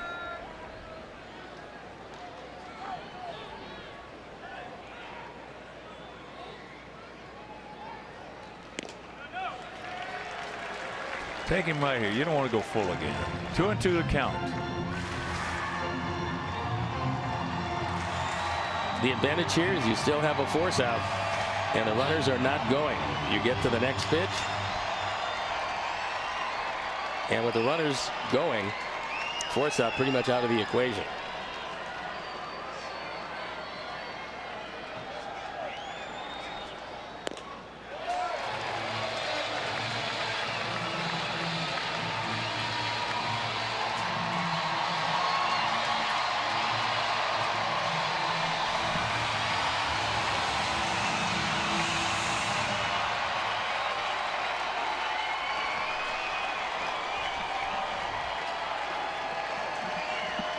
Two out, full count.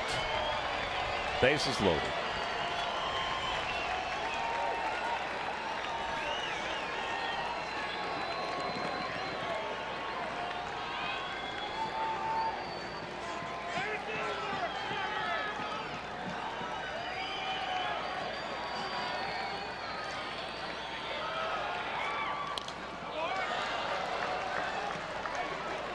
Odor lost sight of the count because he was not running.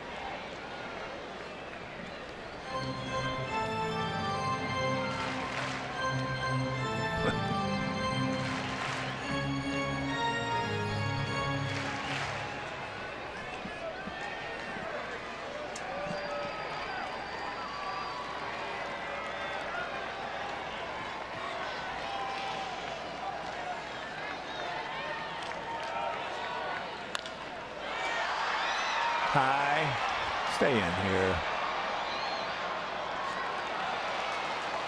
And now he wants interference. I don't think he's going to get it. If they had leaned out into the field of play, you could make a case for it. But going up in the stands, you're usually not going to get the benefit of this call. Well, you're not, and you shouldn't. Nope. That was, boy, that was pretty close. Now, James Hoy saying he went into the stands. Oh, he did, just by about what, 6 inches, a foot? That's all it took. And once again, the payoff pitch.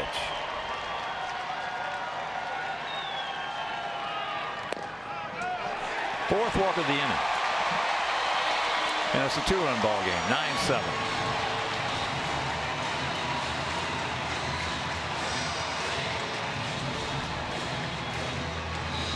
Here comes Rick. That's going to be it for Pat Goldberg, as Dylan Covey will come in the ball game. As he comes in, we'll step out. Be back after these messages.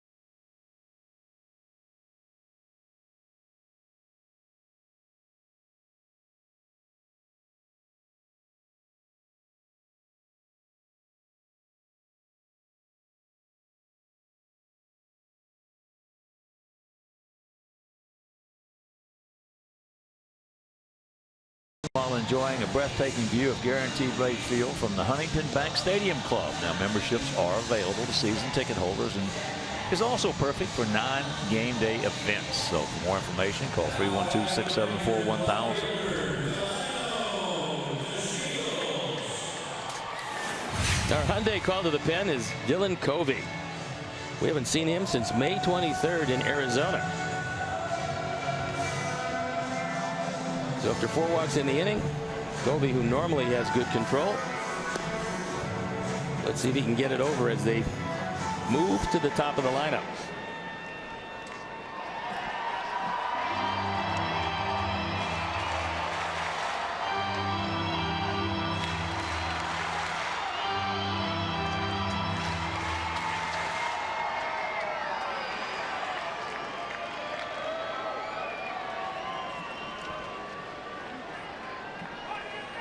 Nine walks. If you're just joining us, we have issued tonight. And the 9, 4 of them have scored, and they've set up the other runs. Some of them. So here's the Shields. Takes first pitch strike.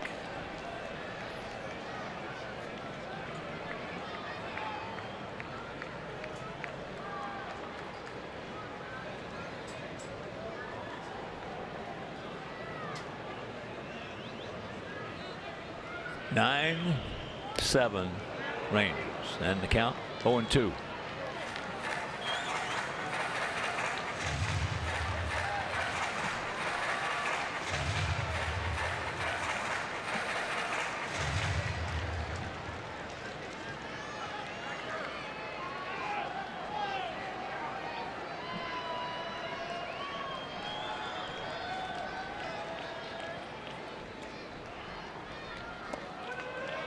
Season high walks for our staff is 10. June 28th against the Yankees.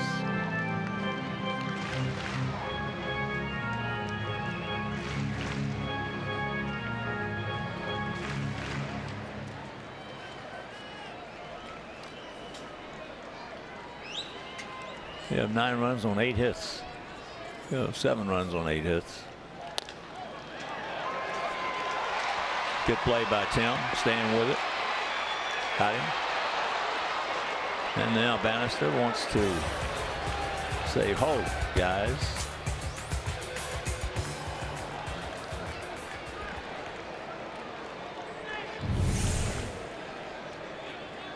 Good effort as this one gets by Yolmer. Anderson there. He's out.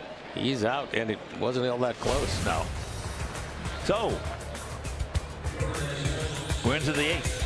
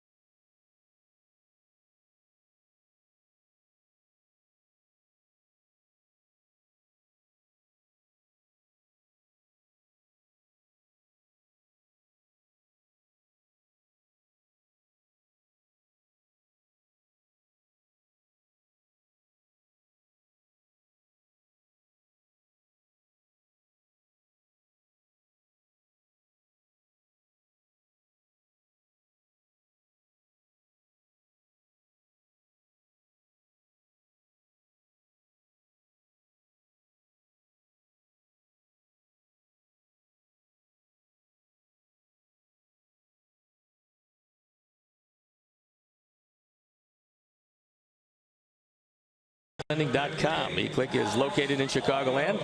It's rated A+ by the Better Business Bureau. eClick Lending. Boom.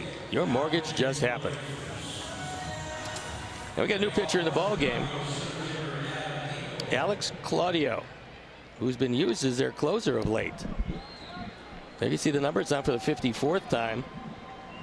He does get the ball over the plate. Just 13 walks in 63 innings. And he is a soft tosser. Yeah, he's not going to overpower you.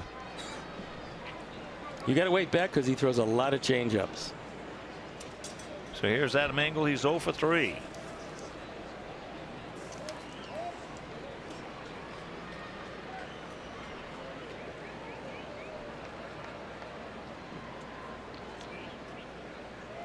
Gap out there in left center.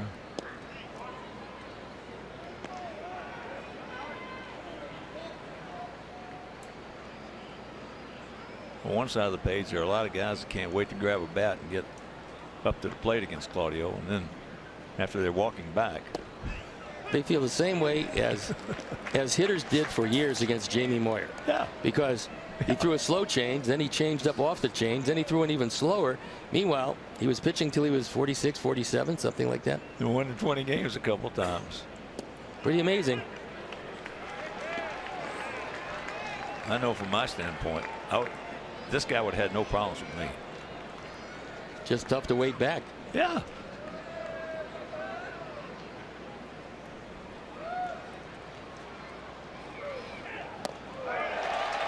Well, now you ask a lot of major league hitters. I'm talking about power hitters, strong. I'm not talking about punch and Judy hitters, line drive type. As you take another look at this, there it is.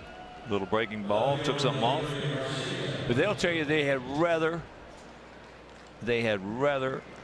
hit against a 100-mile-an-hour fastball and hit against this guy. Absolutely. Because guys get here with their ability to hit a fastball. And most of those guys don't lose that ability. Yeah, if you can't cover a fastball, you're not going to play in the major leagues. Nope.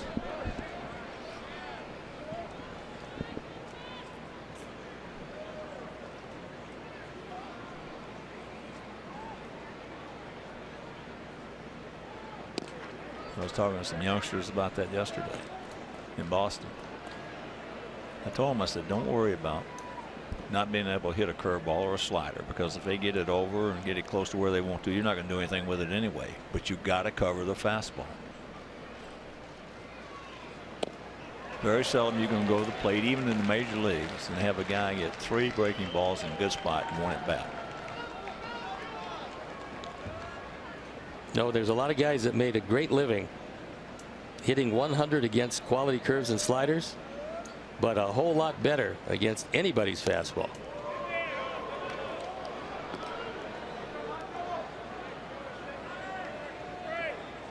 Leary, 2 for 4, a single, RBI double, and a run scored. Chopper 2 hopper. 2 down.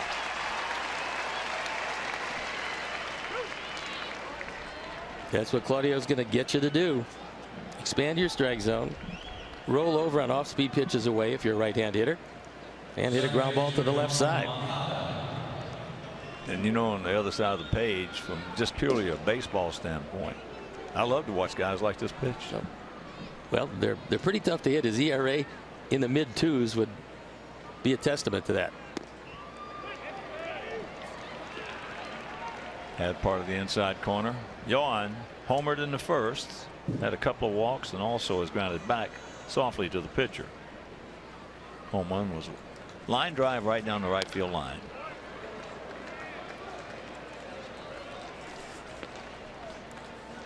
Oh, 0-2 the count.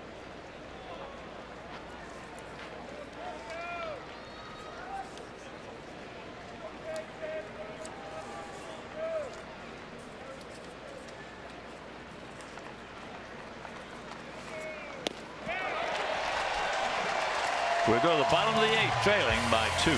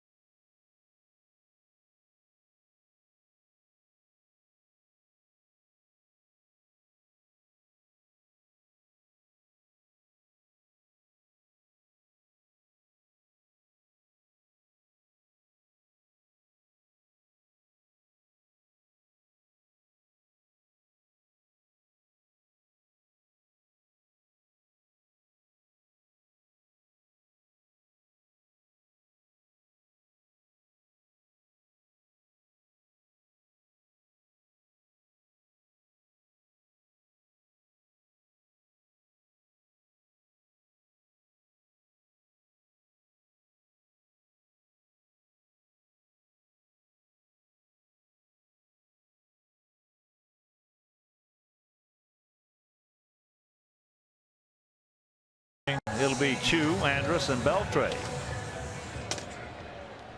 Face Dylan Covey.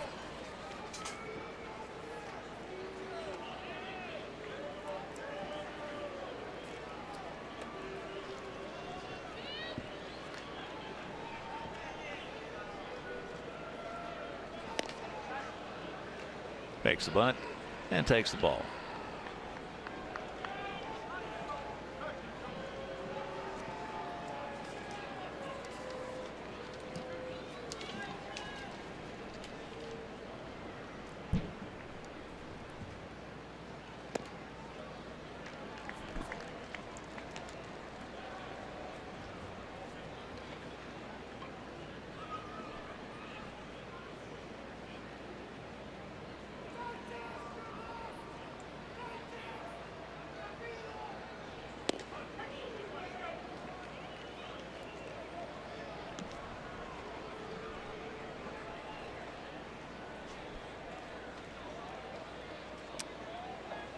3-0 the count.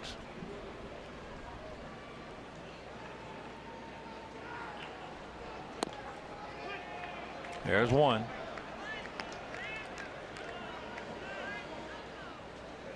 He's just getting home to not here. Cincinnati was leading the Cubs 9-0. Cubs tied it up at 9, but then Cincinnati beat them 13-10.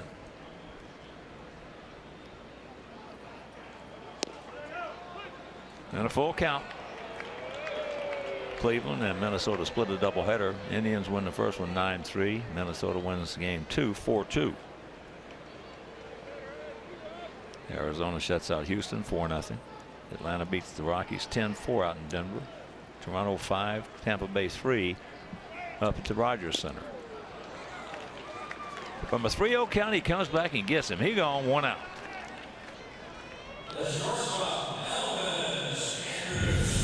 Good battle back. And it ends without Chu getting on base. Been on base 3 times. Scored a couple of runs coming into that at bat. So here's Andrus. 1 for 4, but he has had 2 outstanding plays made on him. One by Adam Engel in center, and the other by Moncada at second.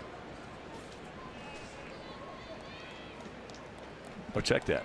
Sanchez from third. Checks it up and takes first pitch strike. Other scores: San Francisco leading the Phillies 4-1. That's in the bottom of the 5th out at AT&T. Washington and the Padres tied at 1. Bottom of the 5th at Petco. Hooks that one foul.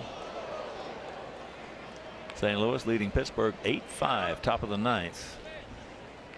They were trailing either 5-0 or 5-1 in that game. Battled their way back into it.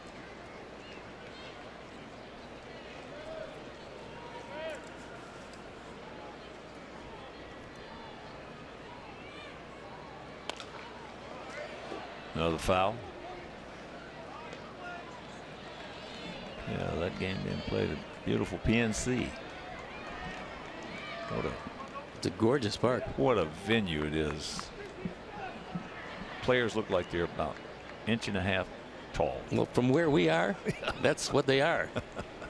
That one is one of the higher broadcast locations in baseball. Oh yeah. Watch out. Oh.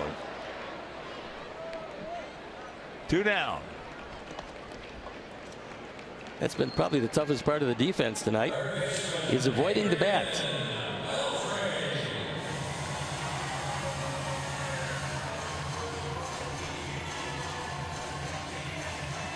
So here's Beltre. Pop up to first. Couple of walks, also reached on an error. That error was huge back in the 5th. Big reason they scored 4 times.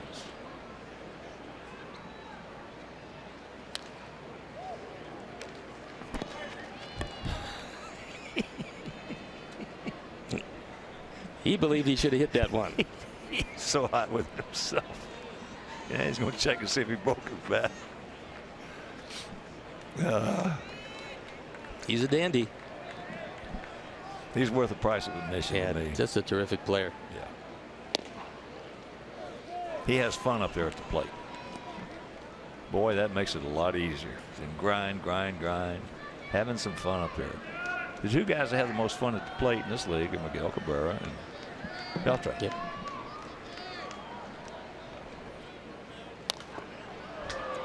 I didn't think he swung hard enough. That is a part of his arsenal, his technique, going down and putting that, watch his right knee hit the ground.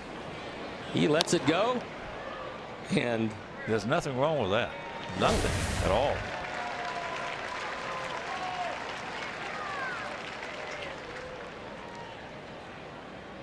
Hard to teach, but there's nothing wrong with it if you can do it. he wanted a high fastball. Well, that swing, in years past, would have got one right behind his shoulder. Yeah, depending on who was out there. Sure. Yeah. Former White Sox pitcher Gus, early win. If he did that on him, he going down.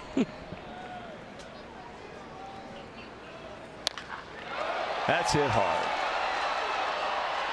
Stay in here. It will. Yes, that ball looked like it was going to be out of here.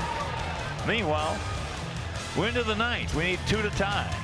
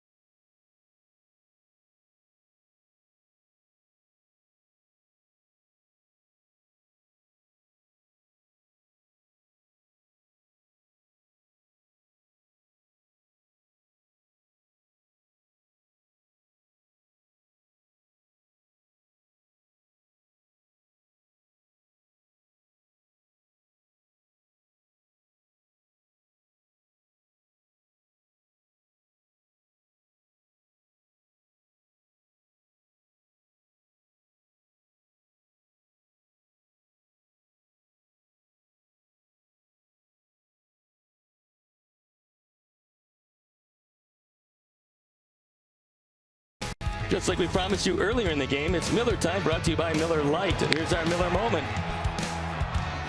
3 driven in, 5 for the night. Nomar Mazara. 82 runs driven in. Well, he's something. He is something. He's got a chance. That young man's got a chance to. He's just 22 years old. He got a chance to be a perennial all-star.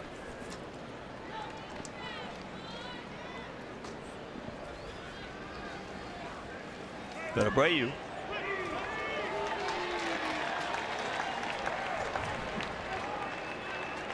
Oh, 2 the count.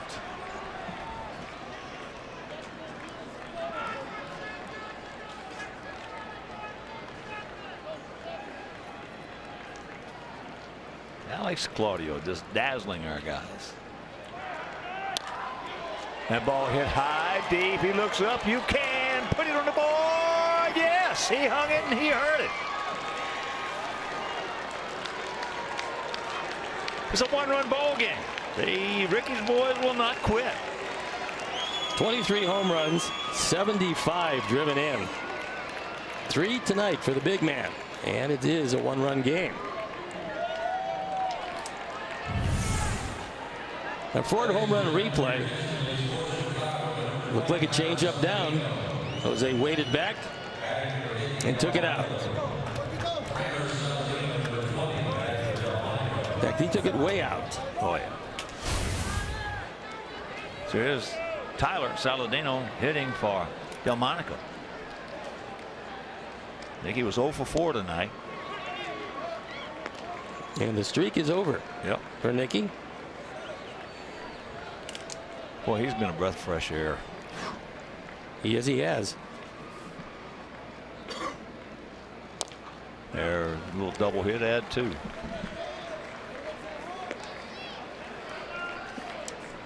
Can't hit a moving ball. Of course, that's on the golf course.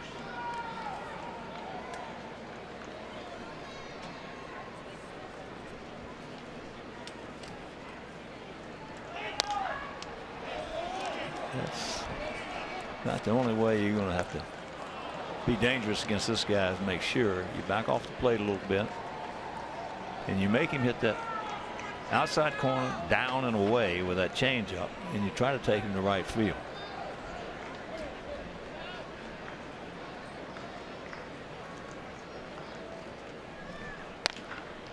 like that. So the tying run aboard with nobody out.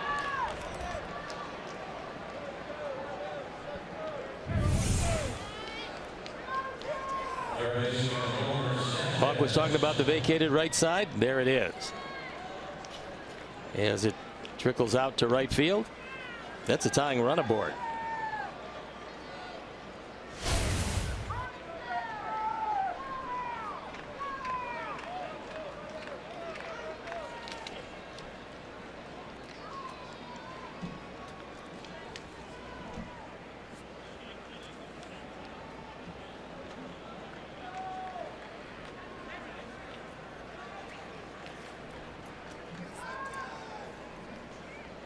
Yolmer, 2 for 3 with an RBI and a run scored.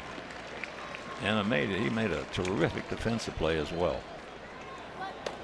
Jose Leclerc loosening up.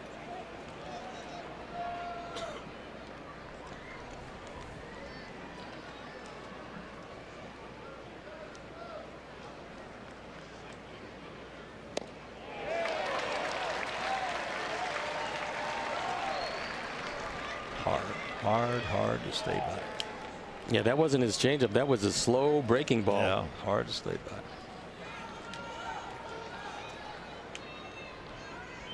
He can make a mistake with that breaking ball and get hurt. The only way he's going to make a mistake with that changeup of his is if he gets it up too high or from the middle end.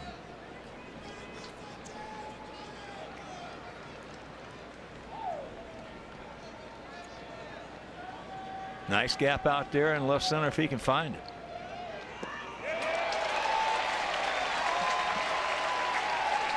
One out.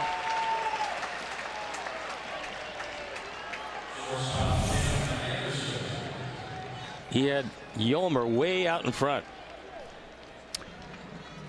Just the first out of the inning. And third strikeout for Alex in an inning and a third.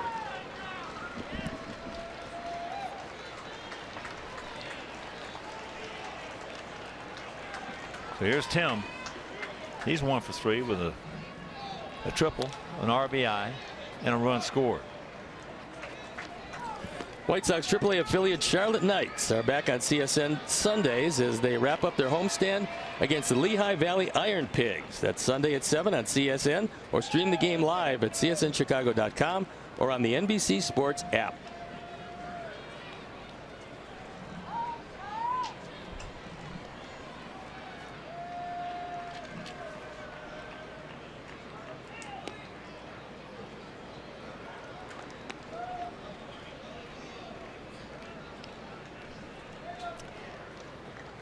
Kevin Smith on the on-deck circle.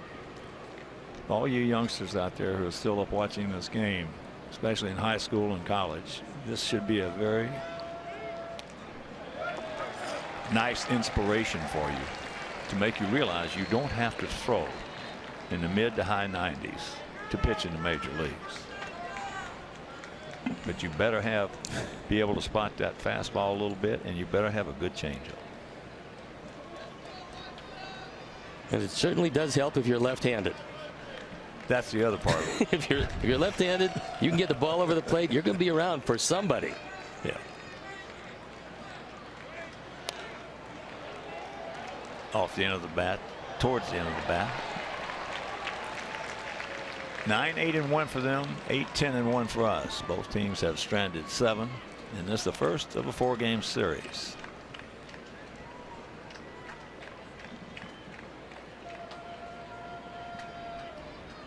We have walked 9 guys in this game.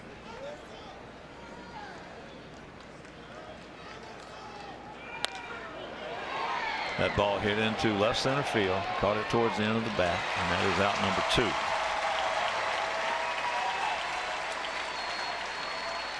So Kevin Smith will be the hitter, hitting for Omar, who was 1 for 2 with an RBI double.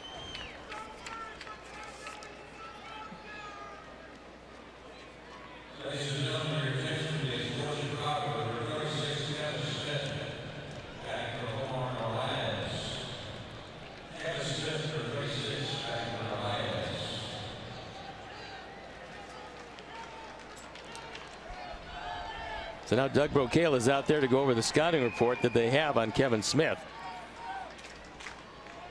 Just to remind them, if they did talk about it, they usually do before the game. But this is late enough in the game where a refresher course is welcome.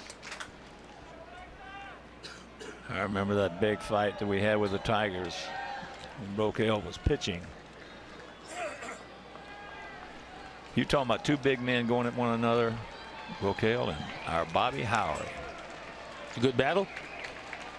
They want, I tell you, it's a good thing that neither one of them landed a really solid shot. Throwing some haymakers, were they? Oh, they were going at each other. But here is Kevin. That's the last thing he was looking for. First ball fastball right down the middle. Yeah. Especially for a guy who throws like 90% off-speed pitches. You come up, here it is. Hit this one. That was 85 miles an hour. Yep. Mark Burley-ish. And this ball game is over. Stoney, when you walk 9 guys, you ought to get beat. No, and we were pretty fortunate to be right in the thick of this game. The boys did battle back, coming up a little short. And Mazzara, the star, 5 driven in. So get your rest. We'll see you tomorrow night. Ditto. So, from our partner Steve Stone, our director Todd Benjaminson, our producer John Waldron, our associate producer Dave Ross, our technical manager Mark Harper, and also for Renee Young and Scott McDonald in sound down in the truck. This is the Hawker. So long, everybody. From Arlington, Texas, coming up next, Subaru Postgame Live. You've been watching White Sox baseball on CSN Chicago.